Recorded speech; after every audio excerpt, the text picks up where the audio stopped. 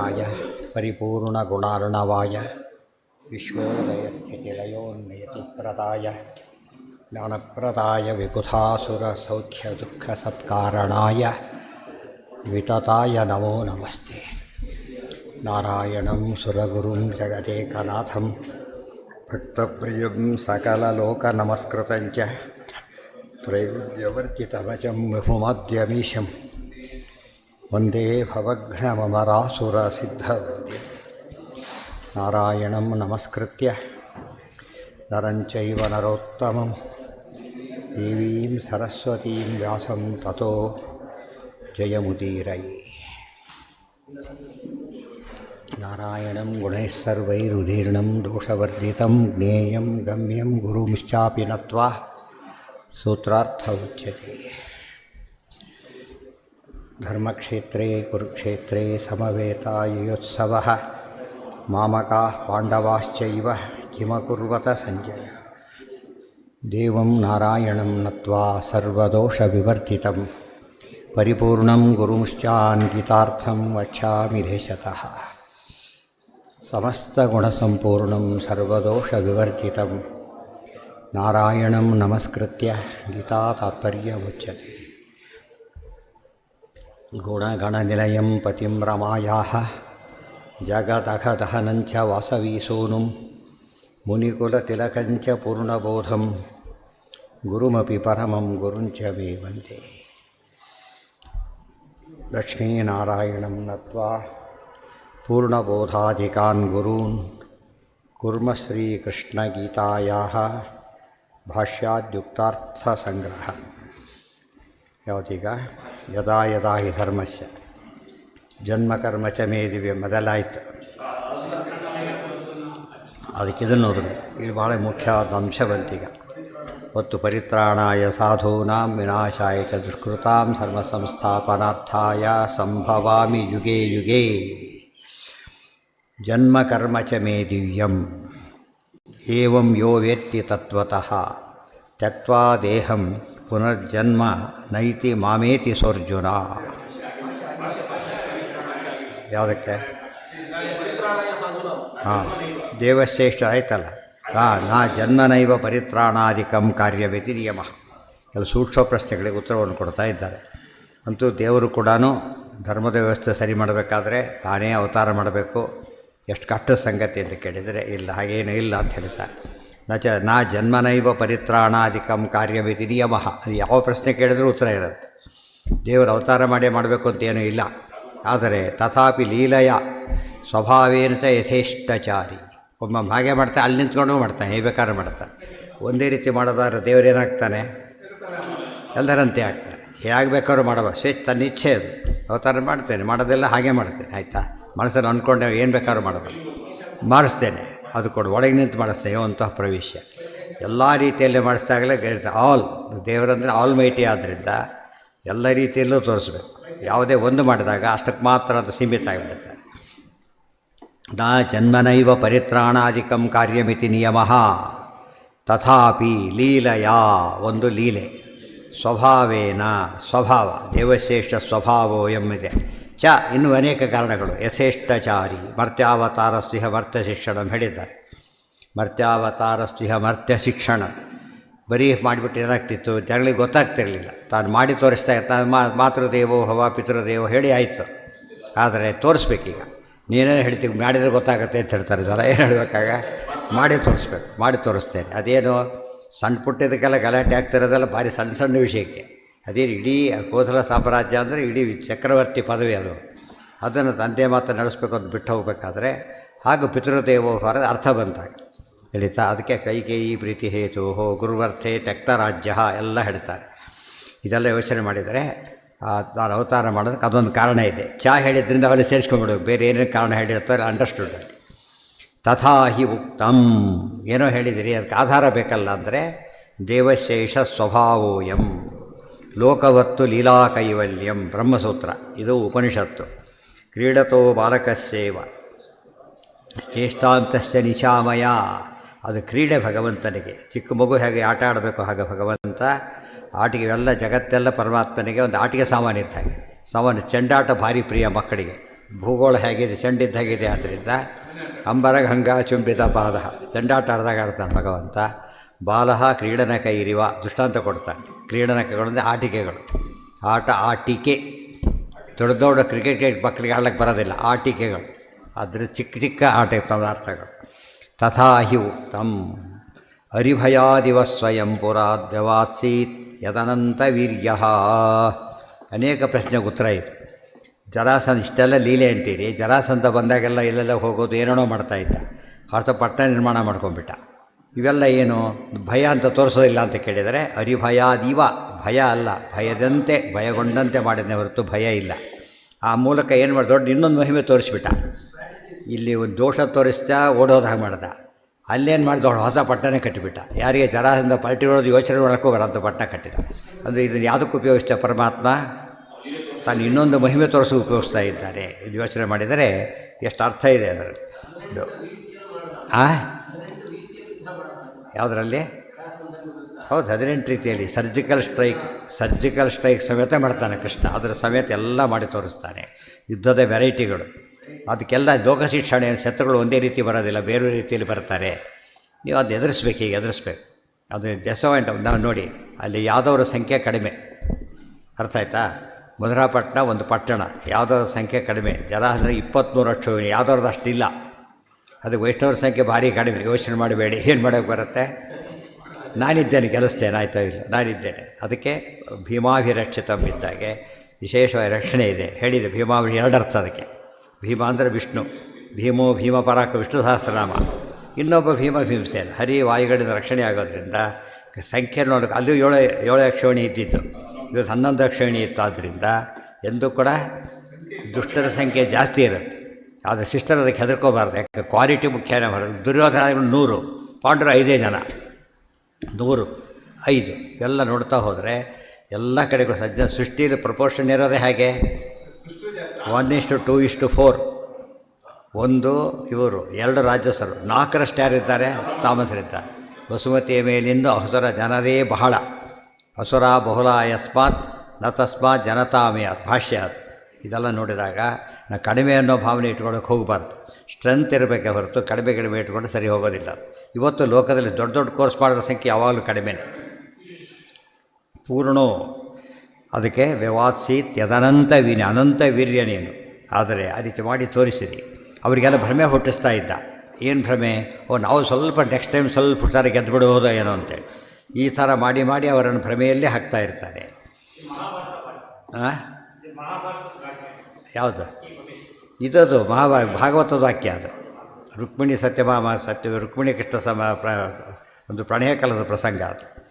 ಪೂರ್ಣೋಯಮಸ್ಯಾತ್ರ ಚ ನ ಕಿಂಚಿದಾಪ್ಯಂ ತಥಾಪಿ ಸರ್ವಾ ಕುರುತೆ ಪ್ರವೃತ್ತಿ.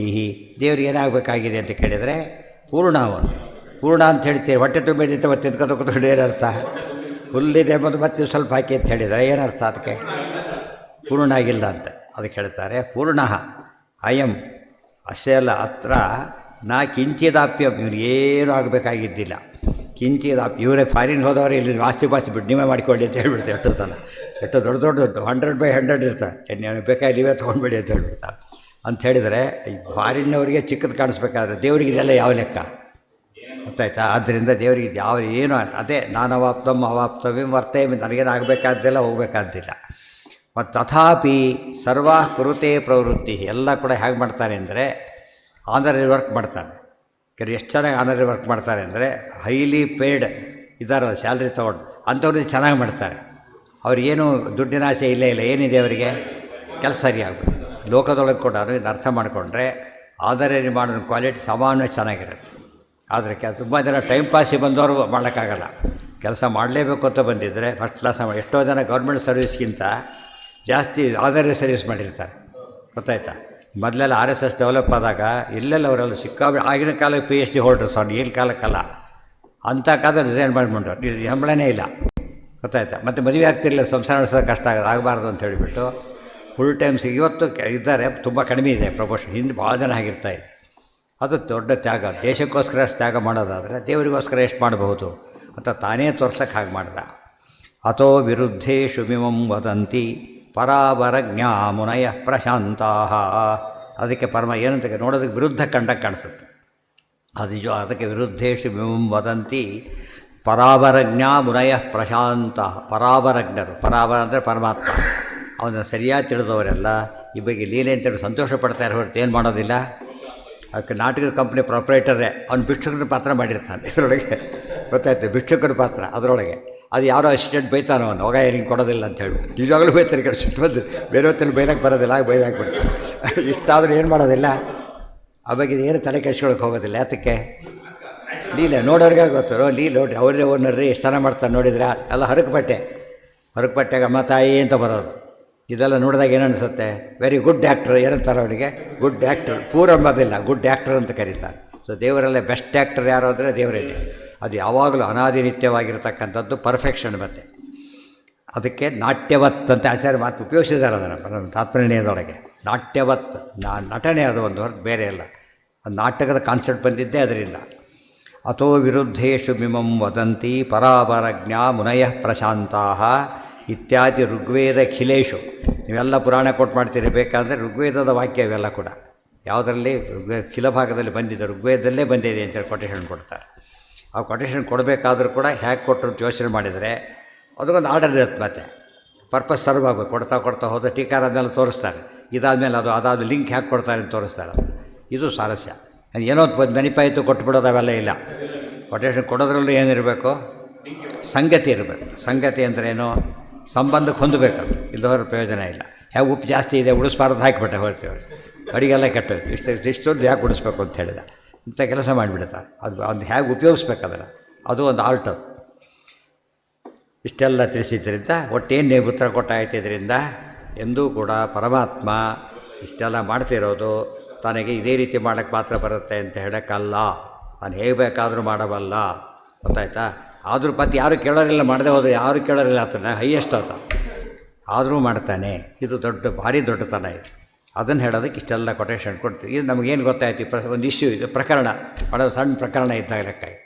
ದೇವರಿಗೆ ಏನಿಲ್ಲ ಇದೇ ರೀತಿ ಮಾಡಬೇಕು ಅಂತಿಲ್ಲ, ಹೇಗೆ ಬೇಕಾದ್ರೂ ಮಾಡಬಲ್ಲ. ಇವೆಲ್ಲ ಪ್ರಕರಣಗಳು. ಒಂದು ಶ್ಲೋಕನೂ ಪ್ರಕರಣ, ಗೊತ್ತಾಯ್ತು? ಆಚಾರ್ಯ ಉಪಾಧಿ ಖಂಡನದಂಥ ಸೈಜ್ ತೊಗೊಂಡ್ಬಿಟ್ರೆ, ಬಿತ್ತಾರು ಸೈಜ್ ತೊಗೊಂಡ್ರೆ ಸಾವಿರಾರು ಪ್ರಕರಣ ಆಗಿಬಿಡುತ್ತೆ.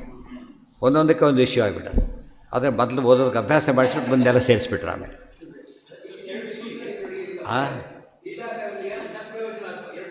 ಎರಡು ಸೂತ್ರ ಬಂತು. ಎರಡು ಸೂತ್ರ ವಿಶೇಷವಾಗಿ ಅನೇಕ ಇಲ್ಲಿ ನೋಡಿ, ಇಲ್ಲಿ ಕೊಟ್ಟು ಪ್ರಮಾಣಗಳು ಅಲ್ಲಿ ಕೊಟ್ಟಿಲ್ಲ ಭಾಷ್ಯದೊಳಗೆ, ಇಲ್ಲಿಂದ ಸೇರಿಸ್ಕೋಬೇಕು. ಇದು ಬೇರೆ ಆಯ್ತು. ಈಗ ಬ್ರಹ್ಮಸೂತ್ರ ಭಾಷ್ಯ ಆಯ್ತು.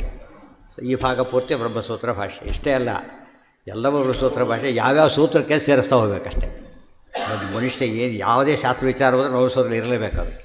ವಿನಿರ್ಣಯವು ನಾಸ್ತ್ಯಮುನಾಯನಾಯತ್ ವಿಪ್ರಸ್ಥಿತಾನಾಮಿವ ಸರ್ವವಾಚ. ಅರ್ಥ ಆಯ್ತಾ? ಅಷ್ಟು ಕಡಿಮೆ ಇದರೊಳಗೆ ಅಷ್ಟು ಬರೆಯೋದು ಅಂದರೆ ಭಾರಿ ಪೂರ್ವ. ಅದು ಬೇರೆ ಯಾರಿಗೂ ಸಾಧ್ಯ ಇಲ್ಲ. ಒಂದು ಮಾತು ಹೇಳಿದರು, ಕೋಹ್ಯನ್ಯ ಪುಂಡರೀಕಾಕ್ಷಾತ್ ಮಹಾಭಾರತ ಕೃದ್ಧವೇ. ಭಗವಂತನಲ್ದವನಿಗೆ ಮಹಾಭಾರತ ಬರೆಯೋಕ್ಕಾಗತ್ತಾ ಅಂತ ಕೇಳಿದರು. ಅವರೇ ಹೇಳಿದರು ಬ್ರಹ್ಮಸೂತ್ರ ಇದಕ್ಕಿಂತ ದೊಡ್ಡದು ಒಂದು. ಅಂದಮೇಲೆ ಏನಾಯ್ತು? ಈಗ ದೇವರಲ್ದವ್ರು ಬರೆಯಕ್ಕೆ ಬರುತ್ತಾ ಬ್ರಹ್ಮಸೂತ್ರ? ಈ ನಿರ್ಣಯ ಶಾಸ್ತ್ರ ಹೀಗೆ ಮಾಡಿದ್ರೆ ನಿರ್ಣಾಯಕ ಶಾಸ್ತ್ರ ಕರ್ತೃತ್ವ ವೇದವ್ಯಾಸರೇನವರು ಸಾಕ್ಷಾತ್ ನಾರಾಯಣ. ಇವೆಲ್ಲ ತಿಳ್ಕೊತಾ ಹೋಗ್ಬೇಕು. ಯಾರು ಸ್ವಲ್ಪ ರಾಯರು ಮಾಡ್ತಾರೆ ಅಲ್ಲಲ್ಲಿ. ಎಲ್ಲ ಮಾಡಿದ್ರೆ ಓದಲ್ಲ ಅಂತ ಗೊತ್ತು ಅವರಿಗೆ, ಗೊತ್ತಾಯ್ತಾ? ಇಷ್ಟು ಭಾರಿ ದೊಡ್ಡ ಕೈ ಬೋದು ಅಭ್ಯಾಸ ಆಗಿದೆ ಅವ್ರಿಗೆ, ಅಷ್ಟು ಓದೋ ಅಭ್ಯಾಸ ಆಗಿಲ್ಲ. ಮಾಡಿದವ್ರು ಕೈ ಬಿಟ್ಟು ಆದಷ್ಟು ಬೇಗ ಬಿಟ್ಬಿಡಿ ಹೋಗಿಬಿಡ್ತೀವಿ ಅಂತ ಹೇಳ್ತಾರೆ ಹೊರತು ಯಾರು ಪ್ರತಿ ಇದಕ್ಕೆ ಯಾರೂ ಮಾಡಿಲ್ಲ, ಮಾಡ್ಲಿಕ್ಕಾಗೋದೇ ಇಲ್ಲ. ಯಾಕೆ ಅಷ್ಟು ಪ್ರತಿಯೊಂದು ಅದೇ ಅಕ್ಷರ ಅದು ಇರ್ಬೇಕಾದ್ರೆ ಎಷ್ಟಂತ ಮಾಡ್ತೀವಿ. ಈಗ ಸಮುದ್ರದಲ್ಲಿ ಖಾಲಿ ಮಾಡ್ಲಿಕ್ಕಾಗತ್ತಾ? ಸಾಧ್ಯ ಇಲ್ಲ. ಆ ದೃಷ್ಟಿಯಿಂದ ನಾವೆಲ್ಲ ಅದಕ್ಕೆ ವಜ್ರಸೊಳಗೆ ಬರೀತಾರೆ. ನಾವೆಲ್ಲ ಹೇಳಿರೋದು ಎಷ್ಟು ಗೊತ್ತಾ? ತತ್ತಟಸ್ಥ ಅಣುಮಣಿ ಸಂಗ್ರಾಹಿಣೋ ವಯಂ. ದೊಡ್ಡ ರತ್ನಾಕರ, ಪ್ರಮೇಯ ರತ್ನಾಕರ ಶಾಸ್ತ್ರ. ನಾವು ಒಳಗೋಯ್ತು ತೊಗೊಂಬಂದಿಲ್ಲ ಏನೂ ಕೂಡ, ಇಲ್ಲಿಗೆ ಬಡ್ಕೊಂಬಂದಿರ್ತಲ್ಲ ತೆರೆಗೆ, ಅದನ್ನು ಆರಿಸ್ಕೊಟ್ಟಿದ್ವಿ ಅಂತ ಹೇಳ್ತಾ. ತತ್ತಟಸ್ಥ ಅಣುಮಣಿ ಸಂಗ್ರಾಹಿಣೋ ವಯಂ. ತತ್ತಟಸ್ಥ ತೀರದಲ್ಲಿ ಏನು ಬರ್ತದಲ್ಲ ಅದನ್ನು ಆರಿಸ್ಕೊಂಬಂದು ಕೊಟ್ಟಿರೋದು ಅಷ್ಟೇ ಹೊರತು ಒಳಗೆ ಭಾರಿ ಇದೆ ಅಂತ ಅರ್ಥ. ಅದಕ್ಕೆ ಒಳಗೆ ಭಾರಿ ಇದೆ ನೋಡ್ಕೊಳ್ಳಿ ಅಂತ ಹೇಳ್ತಾ. ಚಿಕ್ಕ ಮಣಿಗಳು, ದೊಡ್ಡ ಮಣಿಗಳಲ್ಲ. ನೀವು ಅರ್ಥನೇ ಆಗಲ್ಲ. ಅದು ದೊಡ್ಡ ಒತ್ತಲಕ್ಕೆ ಕೊಡ, ದೊಡ್ಡ ಕೊಟ್ಟರೆ ಕೊಯ್ಲಕ್ಕೆ ಬರೋದಿಲ್ಲಲ್ಲ.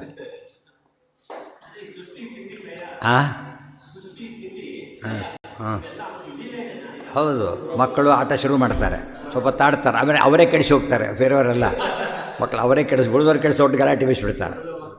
ನದಿ ತೀರ ಹೋಗಿಬಿಟ್ಟು ಮೊಳಲ ಮನೆಗಡ ಮಾಡಿ ಮಕ್ಕಳು ಅದು ಆರಿಸಿಬಿಟ್ಟು ಕೊನೆಗೆ ಕಾಲಿ ದೊಡ್ಡ ಹೋಗಿಬಿಡ್ತಾರೆ ಜೋರಾಗಿ ತುಳಿಬೇಕು. ಇನ್ಯಾರು ಮಾಡಿಬಿಟ್ರೆ ಭಯಂಕರ ಸಿಟ್ಟು ಅವ್ರಿಗೆ. ಅದು ದೇವರು ತಾನೇ ಮಾಡ್ತಾನೆ ಎಲ್ಲವನ್ನು. ಅದರಿಂದ ಅದನ್ನು ತೋರಿಸ್ಲಿಕ್ಕೆ ಮಕ್ಕಳಾಟ ಶುರುವಾಗಿದ್ದದು ಗೊತ್ತಾ. ದೇವರ ಲೀಲೆ ಬರಲಿಕ್ಕೆ ಸೃಷ್ಟಿ ಲೀಲಾ, ಸೃಷ್ಟಿ ಸಂಹಾರ ಲೀಲಾ ವಿಲಾಸೋದ್ಯತಂ ದ್ವಾದಶ ಸ್ತೋತ್ರ. ಲೀಲೆಂದು ಪರಮಾತ್ಮ ಹೊಡಿತಾ ಇದ್ದಾನೆ. ಪ್ರತಿಯೊಂದು ಆಟದಲ್ಲೂ ಕೂಡ ಸ್ಪಿರಿಚುವಲ್ ಮೆಸೇಜ್ ಇರುತ್ತದೆ, ಪ್ರತಿಯೊಂದು ಆಟದಲ್ಲೂ ಇರುತ್ತೆ. ಅದನ್ನು ತಿಳಿಸೋದು ಕಷ್ಟ ಅಂತೇಳಿ ಆಟ ಮಾಡಿದರು. ಕೊನೆಗೆ ಆಟ ಇಟ್ಕೊಂಡು ಇನ್ನು ಬಿಟ್ಟರು, ಇದನ್ನೇ ಬಿಟ್ಟುಬಿಟ್ರು. ಕೊಟ್ಟರೆ ಹಾಲು ಬಿಟ್ಬಿಟ್ಟು ಲೋಟ ಎತ್ಕೊಂಡು ಹೋದಾಗ ಆಯ್ತು, ತಿರುಳೇ ಬಿಟ್ಟುಬಿಟ್ರು. ಪೂರ್ಣೋಯಮಸ್ಯಾತ್ರತೆ ಕಿಂಚಿದಾಪ್ಯಂ ಹರಿಭಯಾದಿವ ಪೂರ್ತಿ ಆಯಿತು. ಋಗ್ವೇದ ಖಿಲೇಶು. ಈಗ ಜನ್ಮ ಕರ್ಮ ಚ ತಾತ್ಪರ್ಯವೇ ಇದೆಯಲ್ಲ.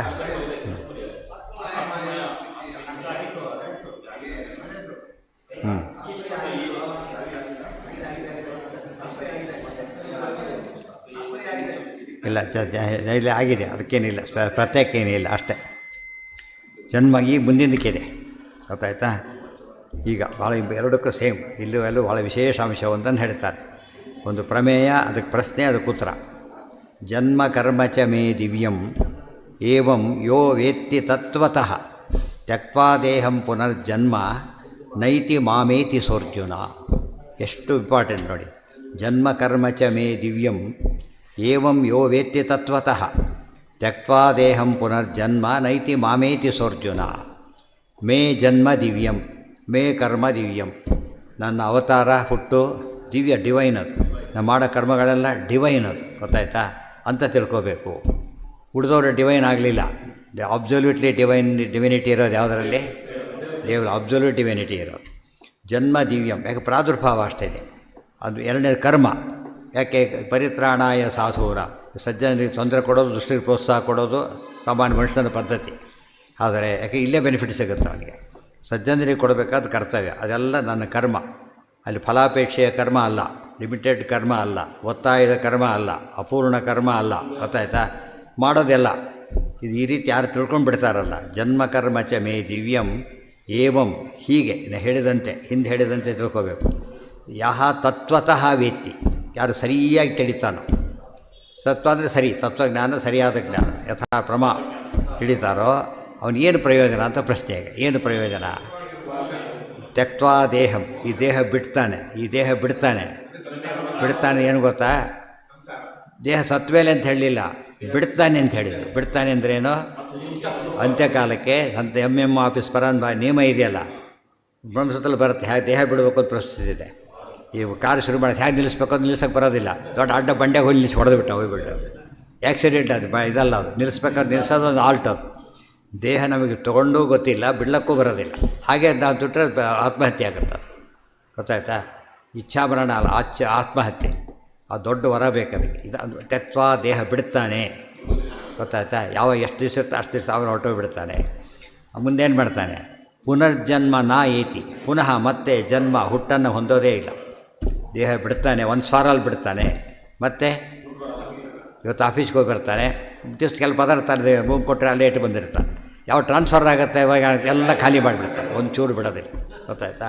ಅದು ಟ್ರಾನ್ಸ್ಫರ್ ಆದರೆ, ಡಿಸ್ಮಿಸ್ ಆದರೆ, ರಿಟೈರ್ ಆದರೆ ಎಲ್ಲ ಖಾಲಿ ಮಾಡಿಬಿಡ್ತಾರೆ. ಅದಕ್ಕೆ ನೈತಿ ಮಾಮೇತಿ ಸೋರ್ಜುನ. ನೈತಿ ಎಲ್ಲಿಗೆ? ಪುನರ್ಜನ್ಮ ಹೊಂದೋದಿಲ್ಲ. ಎಲ್ಲಿ ಹೋಗ್ತಾನಾಗಿದ್ದರೆ? ಮಾಮ್ ಏತಿ, ನಾನಾಗ್ತೇನೆ, ನನ್ನ ಹತ್ರ ಬರ್ತಾನೆ ಅಂತ ಹೇಳಿದರು. ದ್ವೈತ ಅದು. ನಾನಾಗ್ತೇನೆ ಅಂತ ಹೇಳಲಿಲ್ಲ, ನನ್ನ ಹತ್ರ ಬರ್ತಾನೆ ಹೊರತು ಏನಾಗೋದಿಲ್ಲ, ನಾನೇ ಆಗಲಿ ಸಾಧ್ಯ. ಎಷ್ಟು ಪ್ರಮೇಯ ಉತ್ತರ ಇದೆ ನೋಡಿದಲ್ಲಿ. ಇದಕ್ಕೆ ಜನ್ಮ ದಿವ್ಯ ಅಂತ ತಿಳ್ಕೊಳ್ಳೋದಕ್ಕೆ ಜಯಂತಿ ಆಚರಣೆ ಮಾಡೋದು. ಕೃಷ್ಣ ಜಯಂತಿ ಎಲ್ಲ ಮಾಡೋದು ಯಾತಕ್ಕೋಸ್ಕರ? ಹುಟ್ಟಿಲ್ಲದವನ ಹುಟ್ಟಿನ ಆಚರಣೆ. ಹುಟ್ಟೋರು ಎಲ್ಲರೂ ಮಾಡಬೇಕು, ಅನಂತ ಇದ್ದಾರೆ. ಆದ್ದರಿಂದ ಪರಮಾತ್ಮನ ಹುಟ್ಟಿಲ್ಲದವನು ಅಂತ ಹೇಳೋದಕ್ಕೋಸ್ಕರನೇ ಭಾರಿ ದೊಡ್ಡದಾಗಿ ಇದು ಮಾಡಿ. ಒಬ್ಬನು ಹೋದ ತಕ್ಷಣ ಔಟ್ ಆಗ್ತಾನೆ, ಸುಮ್ಮನೆ ಕೂತಿರ್ತಾರೆ. ಸೆಂಚುರಿ ಹೊಡೆದು ಔಟ್ ಆಗ್ತಾರೆ. ಏನು ಮಾಡ್ತಾರೆ? ಅದು ಟ್ರಿಬಲ್ ಸೆಂಚುರಿ ಹೊಡೆದ್ಬಿಟ್ರೆ ಎಲ್ಲ ಎದ್ದು ನಿಂತ್ಕೊಂಡು ಇದು ಮಾಡಿಬಿಡ್ತಾರೆ. ಅದು ಮ್ಯಾಚ್ ವಿನಿಂಗ್, ಅದು ಕೂಡ ಸ್ಕೋರ್. ಅದು ಇಬ್ಬರು ಔಟ್ ಆದವರೇ, ಗೊತ್ತಾಯ್ತಾ. ಜ್ಞಾನಿಯೂ ದೇಹ ಬಿಡ್ತಾನೆ, ಅಜ್ಞಾನಿಯೂ ದೇಹ ಬಿಡ್ತಾನೆ. ಆದರೆ ಜ್ಞಾನಿ ದೇಹ ಬಿಡೋದು ಅದೊಂದು ಏನು ಹೇಗದು? ಸಿದ್ಧಿ ಪುಣ್ಯ ಪಡ್ತಾನೆ. ಇವನು ತಳಿಸ್ಕೊಂಡು ಹೋಗ್ತಾನೆ, ಬೇರೆ ದಾರಿ ಇಲ್ಲ. ಅದಕ್ಕಾಗಿಯೇ ನಾನು ಇಂಥವನು ಅಂತ ಯಾರು ತಿಳಿತಾರಲ್ಲ ಅವರಿಗೆ ಸಿಗೋ ಫಲ ಇದು. ಜಯಂತಿ ಆಚರಣೆ ಬಂದು ಪ್ರಾಕ್ಟಿಕಲಿ ಅರ್ಥವಾಗಲಿ ಅಂತ ಮಾಡಿದ್ದು. ಅರ್ಥನೇ ಜಯಂ ತನೋತೀತಿ ಜಯಂತಿ. ಅದಕ್ಕೆ ಅರ್ಥ ಮಾಡಿದವರು ಯಾರು ಇದ್ದಾರಲ್ಲ ಅದು ಇದೇ ಅರ್ಥನೇ ಹೇಳೋದಿಲ್ಲ. ಜಯಂ ತನೋತಿ, ಅವನು ಜಯಶಾಲಿ ಆಗ್ತಾನೆ. ಪರಮಾತ್ಮನ ಜನ್ಮ ಆಚರಣೆ ಮಾಡಿದರೆ ಜಯಂತಿ ಆಚರಣೆಯನ್ನು ಮಾಡಿದರೆ ಏನು ಮಾಡ್ತಾರೆ, ಅವನಿಗೇನು ಮಾಡಬೇಕು, ಮತ್ತೆ ಶ್ರಾದ್ದ ಮಾಡಬೇಕಾಗಿಲ್ಲ, ಅದಕ್ಕೆ ವೈಕುಂಠಕ್ಕೆ ಹೋಗಿಬಿಡ್ತಾರೆ ಅಂತ ಅಷ್ಟರ ಮಟ್ಟಿಗೆ ಅವ್ರು ಮಾಡೋ ಆಚರಣೆ ಜಯಂತಿ. ತಪ್ಪೋದೇನೋ ಟಿಕಾರ ಬರೀತಾರೆ, ಆಚಾರ್ಯ ಮಾತಿದೆ, ಟಿಕಾರ ಹೇಳ್ತಾರೆ, ಇವರು ಅಂತ್ಯಕ್ರಿಯೆ ಮಾಡಲೇ ಇಲ್ಲ, ಸತ್ತೋಗ್ಬಿಟ್ಟ, ಯಾರು ಕೇರ್ಲೆಸ್ ಬಿದ್ದು ಎಲ್ಲೋ ಬಿದ್ದು ಅನಾಥ ಹೆಣ, ಯೋಚನೆಯೇ ಇಲ್ಲ ಅವನಿಗೆ, ಸದ್ಗತಿ ಅಡ್ಡ ಆಗೋದೇ ಇಲ್ಲ, ಅವನಿಗೆ ಜ್ಞಾನ ಇದ್ದು ಬಿಟ್ಟರೆ. ಉಳಿದವರಾದ್ರೆ ಡಿಪೆಂಡೆನ್ಸ್ ಇದೆ ಅವನಿಗೆ, ಮಾಡಿದರೆ ಎಲ್ಲರೂ ಇಲ್ಲದವ್ರು ಏನು ಯೋಚನೆ, ಅವನು ಏನಾದರೂ ಮಾಡಿ ಯೋಚನೆ ಇಲ್ಲ. ನಾರಾಯಣ ಕವಚ ಮಂತ್ರದ ಕಥೆ ಬಂತಲ್ಲ, ಹಾಗೆ ಅದು ಅರ್ಥ ಮಾಡಿಕೊಂಡ್ರೆ ಬ್ರಹ್ಮಜ್ಞಾನಿ ಆದವನಿಗೆ ಈ ಡಿಪೆಂಡೆನ್ಸ್ ಇಲ್ಲ, ಅವನಿಗೆ ಸರ್ವಭೂತ ವ್ಯಪಾಶ್ರಯ ಅಂತಿದೆಯಲ್ಲ, ಅದಿಲ್ಲ. ಯಾವುದು ನಾನು ಅಪ್ರಾಕೃತ, ಡಿವೈನ್, ಲೌಕಿಕ ಅಲ್ಲದ್ದು ಅಲೌಕಿಕ, ಅಲೌಕಿಕ ಅಪ್ರಾಕೃತ. ನನ್ನ ಜನ್ಮ ಅಪ್ರಾಕೃತ, ಕರ್ಮ ಅಪ್ರಾಕೃತ, ಈ ರೀತಿ ಬೇರೆಯವರು ಮಾಡೋಕ್ಕೆ ಬರೋದಿಲ್ಲ. ವೇತ್ಯ ತತ್ವತಃ, ವೇತ್ಯ ಅಂತ ಹೇಳಿದ್ರಿಂದ ಅವನೇ ತಿಳ್ಕೊಬೇಕು, ಜಿಜ್ಞಾಸೆ ಮಾಡಿ ತಿಳ್ಕೊಬೇಕು. ಸಂಪಾದನೆ, ದುಡ್ಡು ಸಂಪಾದನೆ ಮಾಡೋಕ್ಕೆ ನಮಗೆ ಧನ ಸಂಪಾದನೆ ಮಾಡಬೇಕು ಗೊತ್ತಿದೆ, ಆದರೆ ಜ್ಞಾನ ಸಂಪಾದನೆ ಮಾಡಬೇಕು. ಧನ ಸಂಪಾದನೆಯಲ್ಲಿ ಅನೇಕ ಅಡ್ಡದಾರಿಗಳಿವೆ, ಜ್ಞಾನದಲ್ಲಿಲ್ಲ, ಅದು ಒಂದೇ ದಾರಿ, ಅದಕ್ಕೆ ಬೇರೆ ದಾರಿ ಇಲ್ಲ. ನಾಣ್ಯ ಪಂಥ ಯನಾಯ ವಿದ್ಯತೆ. ಧನ ಸಂಪಾದನೆಯಲ್ಲಿ ಮೋಸ ಶುರುವಾಯಿತು, ಜ್ಞಾನ ಸಂಪಾದನೆ ಬಿಟ್ಟೇ ಬಿಟ್ಟರು. ಮಾಡಿದರೂ ಕೂಡ ಅಲ್ಲೂ ಕೂಡ ಖೋಟ, ಕಾಪಿಗೆ ಮಾಡೋದು ಇಂಥವ್ರು ಶುರು ಮಾಡಿದರೆ ಹೊರತು ಏನು ಬರಲಿಲ್ಲ, ಅದರಲ್ಲಿ ನಿಜವಾದ ಸ್ವಂತಿಕೆ ಇಲ್ಲ, ಅದರಲ್ಲಿ ಇಲ್ಲದೆ ಹೋದರೆ ಸಿದ್ಧಿ ಅಂತ ಕರೆಯೋದಿಲ್ಲ. ನತು ಪೃಥಂಗ್ ಮುಕ್ತಿ, ಇದಕ್ಕೆಲ್ಲ ಶ್ಲೋಕ ಸಿಂಪಲ್ ಆಗಿದೆ, ಎಷ್ಟು ಅರ್ಥ ಇದೆ. ತ್ಯಕ್ವಾ ದೇಹಂ ಪುನರ್ಜನ್ಮ ನೈತಿ ಮಾಮೇತಿ ಸಹ ಅರ್ಜುನ. ಈಗ ಹೇಳ್ತಾರೆ, ತ್ಯಕ್ವಾ ಅದೇಹಂ ಬಿಡ್ಸೋಕ್ಕೆ ಬರುತ್ತೆ, ಅದೇಹಂ ಸ್ವರೂಪ ದೇಹ ಅಲ್ಲದು, ಬೇರೆ ದೇಹ ಬಿಡ್ತಾನೆ ಅಂತ. ಸ್ವರೂಪ ದೇಹ ಬಿಟ್ಬಿಟ್ರೆ ಉಪಯೋಗ ಏನು? ಅದೇಹ ನೋಡೋದಕ್ಕಿದೆ, ನಾವು ಸಣ್ಣ ಇದು ಹಾಕ್ಕೊಂಡಿದ್ದೀವಿ, ನೋಡೋದಕ್ಕೆ ಮೈ ಮೇಲೆ ಕಾಣಿಸುತ್ತೆ, ಅದು ತೆಗೆದಾಕ್ಬಿಟ್ರೆ ಏನಿಲ್ಲ, ಅದು ಹೋದ್ಮೇಲೆ ಆವರಕ್ಕನೇ ಹೊರತು ಏನಲ್ಲ, ಅದು ಸ್ವರೂಪ ದೇಹ ಅಲ್ಲದು. ಇವತ್ತು ಶೇಂಗಾ ತಿನ್ನಬೇಕು, ಸಿಪ್ಪೆ ಬಿಸಾಬಿಡುತ್ತೆ ಅಂತಾರಲ್ಲ, ಹಾಗೆ ಬಿಸಾಡೋ ಭಾಗ ಎಲ್ಲ ಕಡೆ ಇದೆ. ಎಲ್ಲಿವರೆಗೂ ಬಿಸಾಡೋ ಭಾಗ ಇರುತ್ತೋ ಅಲ್ಲಿವರೆಗೂ ಹುಟ್ಟು ಸಾವು ಇದೆ, ಅದು ಹೋದ ತಕ್ಷಣ ಹುಟ್ಟು ಸಾವು ಹೋಗ್ಬಿಡು. ಯಾವಾಗ ಅದು ಸುಲ್ ಬಿಚ್ಚಿ ಬಿದ್ದು ಮಾಡ್ತಾನೆ, ಮೇಲೆ ಇದು ಶೇಂಗಾವೆಲ್ಲ ಇರುತ್ತಲ್ಲ, ಅದು ಹುರಿದು ಬಿತ್ತಿದ್ರೆ ಬರೋದು, ಹುರಿತಾನೆ ಚೆನ್ನಾಗಿರುತ್ತೆ, ಒಳ್ಳೆ ರುಚಿಯಾಗಿ ಬರುತ್ತೆ ಅಂತ. ಹಾಗೆ ಹುರಿದೇ ಹಾಕಿಬಿಟ್ಟಲ್ಲ, ಅದನ್ನು ಏನಾಯ್ತು ಅಲ್ಲಿಗೆ, ಅದು ತಿನ್ನೋಕ್ಕೂ ಬರೋದಿಲ್ಲ, ಬೆಳೆಯೋದಿಲ್ಲ, ವೇಸ್ಟು.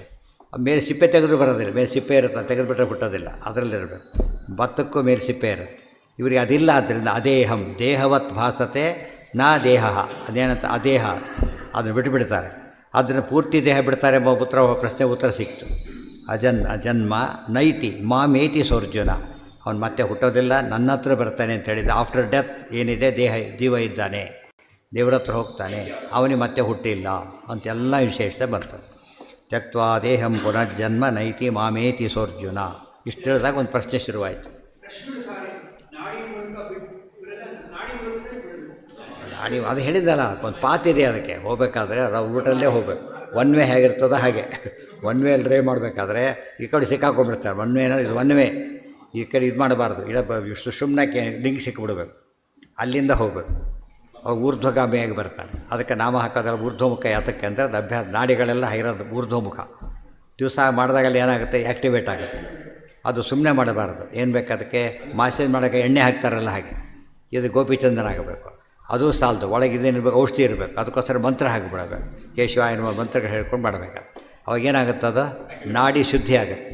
ನಾಡಿ ಶುದ್ಧಿ ಆದ ತಕ್ಷಣ ಏನಾಯ್ತದು, ಆರೋಗ್ಯ ಇಮ್ಮಿಡಿಯೇಟ್ ಸರಿ ಹೋಗ್ಬಿಡೋದು. ಗೊತ್ತಾಯ್ತಾ, ಎಂಥ ಸಮಸ್ಯೆ ಇದ್ದರೂ ಲಿಂಕ್ ಕರೆಕ್ಟ್ ಕನೆಕ್ಷನ್ ಸರಿ ಮಾಡಿಬಿಟ್ರೆ ಆಗೋ ಹಾಗೆ ಸಮಸ್ಯೆನೇ ಇಲ್ಲ. ಅದು ಬಿಟ್ಟು ಬೇರೆ ಔಷಧಿ ಕೊಟ್ಟಿದ್ದೆ ಏನಾಗೋದಿಲ್ಲ, ಅದು ಸರಿ ಮಾಡೋಕ್ಕೆ ಬರೋದಿಲ್ಲ. ಹೊಸ ಪ್ರಾಬ್ಲಮ್ ಶುರುವಾಗುತ್ತೆ ಜೊತೆಗೆ, ಸರಿ ಮಾಡೋಕ್ಕೆ ಬರೋದಿಲ್ಲ. ಅಷ್ಟೇ ಅಲ್ಲ, ಹೊಸ ಪ್ರಾಬ್ಲಮ್ ಇನ್ವೈಟ್ ಮಾಡ್ತಾನೆ. ಸೈಡ್ ಎಫೆಕ್ಟ್ಸ್ ಅಂತೀವಲ್ಲ, ಅದೇ ಮೇನ್ ಎಫೆಕ್ಟ್ ಆಗುತ್ತೆ. ನತು ತಾವನ್ ಮಾತ್ರೇಣ. ಇಷ್ಟೆಲ್ಲ ಕೇಳಿದಾಗ ಒಂದು ಯೋಚನೆ ಬಂತು, ಬಾಯಿ ಬಿಟ್ಟು ಹೇಳೋದಿಲ್ಲ, ಒಳಗೆ ಒಂದು ಯೋಚನೆ ಶುರುವಾಗುತ್ತೆ. ಏನು, ಎಷ್ಟು ಸಿಂಪಲ್ ಅಲ್ಲ. ಈ ಶ್ಲೋಕ ಹಿಂದಿನ 2 ಶ್ಲೋಕ ಹೋದರೆ ಮುಂದೆ ಹೋಯ್ತು ನನಗೆ. ಮೋಕ್ಷ ಗ್ಯಾರಂಟಿ. ಜನ್ಮಕರ್ಮಚ ಮೇದಿವ್ಯಂ ಏವಂ ಯೋ ಯತಿ ತತ್ವರ ಓದೋಯ್ತಲಿಗೆ.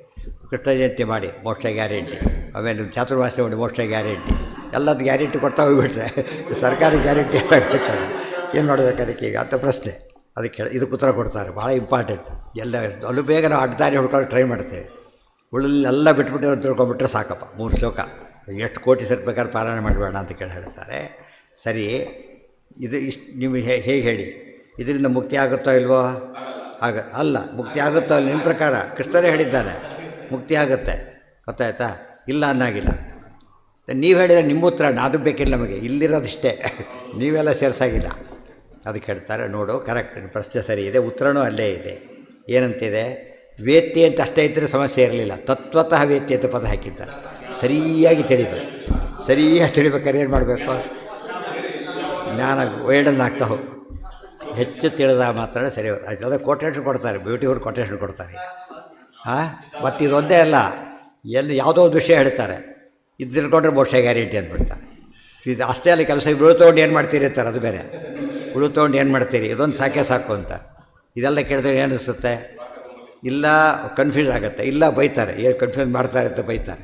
ಇನ್ನು ಓದಬಾರ್ದ್ರಿ, ಬರೀ ಅದೇ ಹೇಳ್ತಾರೆ ಎಲ್ಲದಕ್ಕೆ ಇವರು ಅಂತೇಳಿ. ಅದು ಹೇಗೆ ಬಿಡಿಸ್ತಾರೆ? ತತ್ವತಃ ಸರಿಯಾಗಿ ತಿಳಿಯೋದು. ಸರಿಯಾಗಿ ತಿಳಿಯೋದು ಎಂದರೆ ವಿವರಣೆ ಕೊಡ್ತಾರೆ. ಪೃಥಂಗ್ ಮುಕ್ತಿಯುಕ್ತಿ ರಾಘವೇಂದ್ರ ಸ್ತೋತ್ರ ಇದೆ, ಅದೊಂದು ಓದಿ ಬಿಡಿ ಸಾಕು. ವಾದಿರಾಸ ಅದೊಂದು ಹೇಳಿ ಬಿಡಿ ಸಾಕು. ಟೀಕಾರ ಅದೊಂದು ಹೇಳಿ ಬಿಡಿ ಸಾಕು. ವಾಯುಸ್ಥಿತಿ ಎಲ್ಲ ಒಂದು ಸಾಕು ಬರೇ. ಅವ್ರು ಹೇಳ್ತಾರಲ್ಲ ವಾಯುಸ್ಥಿತಿ ಕೊನೆಗೆ ಎಲ್ಲಿಗೆ ಹೋಗ್ತಾನಂತ? ವಾಲಯಾತೆ ಸಮ್ರಾಧ್ಯಾಭೂರಮಂತಿ ಪ್ರತಬತಿ ಕೂಡ ಮುಕ್ತಿ ಬೇತೇವ್ರಸಂತಿ. ಮುಕ್ತಿ ವಿಷ್ಣು ಸಹಸ್ರ ಅದು ಮುಕ್ತಿಗೆ. ಎಷ್ಟು ಮುಕ್ತಿ ಆಗಬೇಕು ನಿಮಗೆ ಆ ಲೆಕ್ಕದಲ್ಲೇ? ಮುಕ್ತಿ ಆಗ್ತಾನೆ ಇರಬೇಕಾಗ್ತದೆ.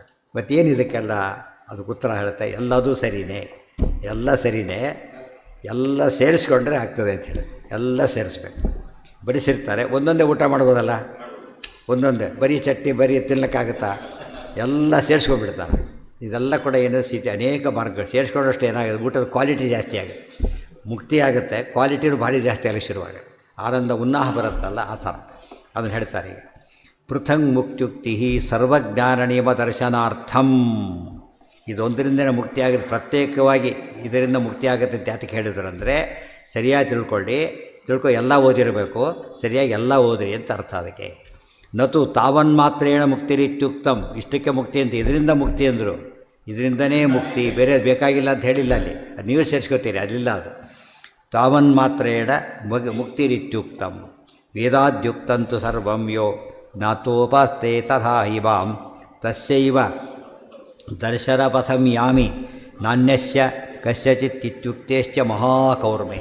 ಮಹಾಕೂರ್ಮ ಪುರಾಣದಲ್ಲಿ ಹೇಳ್ತಾರೆ, ವೇದಾದ್ಯುಕ್ತಂತು ಸರ್ವಂ ಯೋ, ಅದಕ್ಕೆ ಸರ್ವ ವೇದಾಂತ ಪ್ರತ್ಯಯಂ ಚೋದನಾದಿ ಅವಿಶೇಷ ಬ್ರಹ್ಮಸೂತ್ರ. ಎಷ್ಟು ತಿಳ್ಕೋಬೇಕು, ಅಷ್ಟು ತಿಳ್ಕೋಬೇಕು ಅಂತ ಹೇಳ್ತಾರೆ. ನಮ್ಮ ಕೈಯಲ್ಲಿ ಎಷ್ಟಾಗುತ್ತೋ ಅಷ್ಟು ಅರ್ಥ. ಒಂಚೂರು ಬಿಡ್ಲಕ್ಕೆ ಹೋಗ್ಬಾರ್ದು. ಕೊನೆಗೆ ತುಂಬ ತಿನ್ನಕ್ಕಾಗ್ತಾಯಿಲ್ಲ, ಒಂಚೂರು ಮುನ್ನಾಡಿ ನೋಡ್ತಾನೆ, ಪ್ರಸಾದ ಬಿಡಬಾರ್ದು, ಅಷ್ಟು ಮಟ್ಟಿಗೆ ಚೆಲ್ಲಿದ ಅಂತ ಆಗಬಾರ್ದು. ಆ ರೀತಿ ಓದಬೇಕು. ಏನು ಬ್ರಹ್ಮಯಜ್ಞ ಚೂರು ಮಾಡುತ್ತೆ, ಬಟ್ ಬಿಡಬಾರ್ದು, ಯಾವುದನ್ನು ಬಿಡಬಾರ್ದು. ನತ್ತು ಯಾವುದು ಇವತ್ತೆಲ್ಲ ಬಿಟ್ಟಿದ್ದಾರೆ. ಮುಕ್ತಿ ಗ್ಯಾರಂಟಿ ತಿಳ್ಕೊಂಡು, ಅದು ಬೇರೆ. ಮುಕ್ತಿ ಗ್ಯಾರಂಟಿ ಬರುತ್ತೆ, ಗ್ಯಾರಂಟಿ ಇದೆ. ಇನ್ನೊಂದು ಮುಕ್ತಿ ಇದೆ, ಅದು ಗ್ಯಾರಂಟಿ ಆಗುತ್ತೆ ಅಷ್ಟೇ. ವೇದಾದ್ಯುಕ್ತಂತು ಸರ್ವಂ ಯೋ ಜ್ಞಾತೋಪಾಸ್ತೆ ಸದಾ ಹಿಮಾಂ ತಸ್ಯೈವ ದರ್ಶನ ಪಥಂ ಯಾಮಿ ನಾಣ್ಯಸ್ಯ ಕಸ್ಯಚಿತ್. ಬೇರೆ ಏನು ಮಾಡಿ ಸಿಗೋದಿಲ್ಲ, ಎಲ್ಲ ತಿಳ್ಕೋಬೇಕು. ಅದಕ್ಕೆ ಇದೇ ವಾಕ್ಯ, ಇಂಥದ್ದೇ ವಾಕ್ಯ ಎಲ್ಲಿದೆ? ವೇದಾಂಶ ಪಂಚರಾತ್ರಾಣಿ ಎಲ್ಲಿದೆ ವಾಕ್ಯ?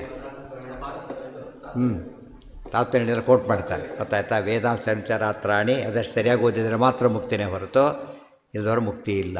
ಎಲ್ಲ ಸೇರಿಸ್ಬಿಟ್ರೆ ಒಂದೇ ಸೇರಿಸಲಿಲ್ಲ. ಅದೇ ಅಂಥದ್ದೇ ವಾಕ್ಯ ಇದೆ. ವೇದ ಪಂಚರಾತ್ರಾಣಿ ಅಂತ ಹೇಳಿದಾಗ ವೇದಾದ್ಯುಕ್ತಂತು ಸರ್ವಂ ಸ್ಯಾತ್ ಯೋ ಜ್ಞಾತ್ವಾ. ಒಂದು ತಿಳ್ಕೊಂಡ್ರೆ ಸಾಲದು, ಉಪಾಸ್ತೆ ನಡ್ಕೋಬೇಕಾದ್ರಂತೆ. ನಡ್ಕೊಂಡ್ರೆ ಸದಾ ಹಿಮಾಂ. ಬಸ್ ರಿಸರ್ವೇಷನ್ ಮಾಡಿ ರಿಸರ್ವೇಷನ್ ಮಾಡಿಸೇ ಕೂತ್ಕೊಂಡ್ಬಿಟ್ಟ ರೆಡಿ ಅಂತೇಳಿ ಹೋಗಲೇ ಇಲ್ಲ. ಎಲ್ಲ ಊರು ಬರ್ತಾರೆ ಈಗ. ಅದರಿಂದ ಅದು ಉಪಾಸನೆ. ಅದು ಟಿಕೆಟ್ ತೊಗೊಳೋದೆಲ್ಲ ಜ್ಞಾನ. ಅಲ್ಲಿ ಕೂತ್ಕೊಂಡು ಪ್ರಯಾಣ ಮಾಡೋದೇನದು? ಇನ್ನೊಬ್ರು ಪ್ರಯಾಣ ಅವ್ರು ಹೋಗ್ತಾರೆ, ಇಲ್ಲಿ ಬಿಡಲೇ ಕೂತಿರ್ತಾರೆ, ಇನ್ನೊಬ್ರು ಕೂಡಿಸಿಬಿಟ್ರೆ ಅಲ್ಲಿ. ಇವನಂತೂ ಹೋಗಲಿಲ್ಲ, ಅವನು ಹೋದ ಅಷ್ಟೇ. ಕೆಲವು ಕೆಲಸ ನಾವೇ ಮಾಡಬೇಕೇ ಹೊರತು ಇನ್ನು ಕೆಲವೊಂದು ಮಾಡ್ಸೋಕ್ಕೆ ಬರುತ್ತೆ, ಎಲ್ಲವೂ ಮಾಡ್ಸೋಕ್ಕೆ ಬರೋದಿಲ್ಲ. ತಸ್ಯೈವ ದರ್ಶನ ಪಥಂ ಯಾಮಿ. ದರ್ಶನ ಪಥಂ, ಅವನ ಕಣ್ಣಿಗೆ ಕಾಣಿಸ್ತೇನೆ. ನಾ ಅನ್ಯಸ್ಯ ಕಶ್ಚಿತ್, ಬೇರೆ ಏನು ಮಾಡಿ ನಾಣ್ಯ ಪಂಥ ಏನಾಯ ಇದ್ದ ಹಾಗೆ ಬೇರೆ ದಾರಿ ಇಲ್ಲ. ಇದು ಯಾವುದೋ ವಾಕ್ಯ ಅಲ್ಲ, ಮಹಾಕೂರ್ಮ ಪುರಾಣದ ವಾಕ್ಯ. ಅತ್ರೋಕ್ತಸ್ಯ ಏತ ಜ್ಞಾತ್ವೈವ ಜನ್ಮ ನೈತಿ ಇತಿ ಗತಿ. ಇತರ ವಾಕ್ಯಾನಾಂ ನಾಣ್ಯಾಗತಿ ನಾಣ್ಯಸ್ಯ ಕಸ್ಯಚಿತ್ ಇತಿ ವಿಶೇಷಣಾತ್. ಇಲ್ಲ ಇಷ್ಟೇ ಅರ್ಥ ಮಾಡ್ತೀವಿ ಅಂದರೆ ಮಾಡಿಕೊಡೋದು. ಯಾಕೆ? ಅತ್ರೋಕ್ತಸ್ಯ ಏತತ್ ಜ್ಞಾತ್ವೈವ ಜನ್ಮ ನೈತಿ ಇತಿ ಗತಿ. ಇನ್ನು ತಿಳ್ಕೊಳ್ಳೇಬೇಕು ಅಂತ ತಾತ್ಪರ್ಯನೇ ಹೊರತು ಇಷ್ಟೇ ತಿಳ್ಕೊಂಡ್ರೆ ಸಾಲದು ಅಂತ ಅರ್ಥ ಆಗಲಿಲ್ಲ. ಗೊತ್ತಾಯ್ತಾ? ಒಂದು ಪ್ರಶ್ನೆ ಉತ್ತರ ಬರೋದ ಪರ್ಫೆಕ್ಟ್ ಬರೆದಿದ್ದಾನೆ, ಅವ್ನು ಫುಲ್ ಮಾರ್ಕ್ಸ್ ಬಂತು, ಅದಕ್ಕಷ್ಟೇ ಉಳಿದು ಬಿಟ್ಟುಬಿಟ್ಟ. ಫುಲ್ ಮಾರ್ಕ್ಸ್ ಬಂದಿದ್ದು ಹೌದು, ಅವನು ಫೇಲ್ ಆಗಿದ್ದು ಹೌದು. ಗೊತ್ತಾಯ್ತಾ? ಯಾಕೆ? ಇಷ್ಟು ಒಂದು ಮಿನಿಮಮ್ ರಿಕ್ವೈರ್ಡ್ ಇದೆ, ಅದಕ್ಕೆ ಬರಲಿಲ್ಲ ಅವನು. ಆದ್ದರಿಂದ ಎಲ್ಲದನ್ನೂ ಮಾಡ್ತಿರ್ಬೇಕು ನಾವು. ಪುರಾಣ, ಅದೊಂದು ಪುರಾಣ, ಕೂರ್ಮ ಪುರಾಣ ಅಂತಿದೆ. ಕೂರ್ಮ ಪುರಾಣ, ಮಹಾಪುರಾಣ, ಮಹಾಕೂರ್ಮ ಪುರಾಣ, ಉಪಪುರಾಣ, ವರಾಹ ಪುರಾಣ, ಮಹಾಪುರಾಣ, ಗೊತ್ತಾಯ್ತಾ? ಮಹಾವರಾಹ ಪುರಾಣ ಉಪಪುರಾಣ, ಅದು ಮಹಾ ಅಂತ ಸೇರಿಸಿದಾಗ ತಗೋಬೇಕು, ಅದು ಕಡಿಮೆ ಆಗುತ್ತೆ. ಅದಕ್ಕೆ ಮಹಾ ಸೇರಿಸೋದಕ್ಕೆ ಸುಮ್ಸನ್ನು ನೋಡಿ ಅಡ್ವರ್ಟಾಗಿದ್ದು ಕೆಲಸ ಅಲ್ಲ. ಇಂಡಿಯಾ ರಾಷ್ಟ್ರ, ಮಹಾರಾಷ್ಟ್ರ ರಾಜ್ಯ ಅಷ್ಟೇ, ಅದು ರಾಷ್ಟ್ರ ಅಲ್ಲ. ಹೆಸರು ಮಹಾರಾಷ್ಟ್ರ, ಏನಲ್ಲ ಅದು ಇಂಡಿಯಾ ರಾಷ್ಟ್ರ.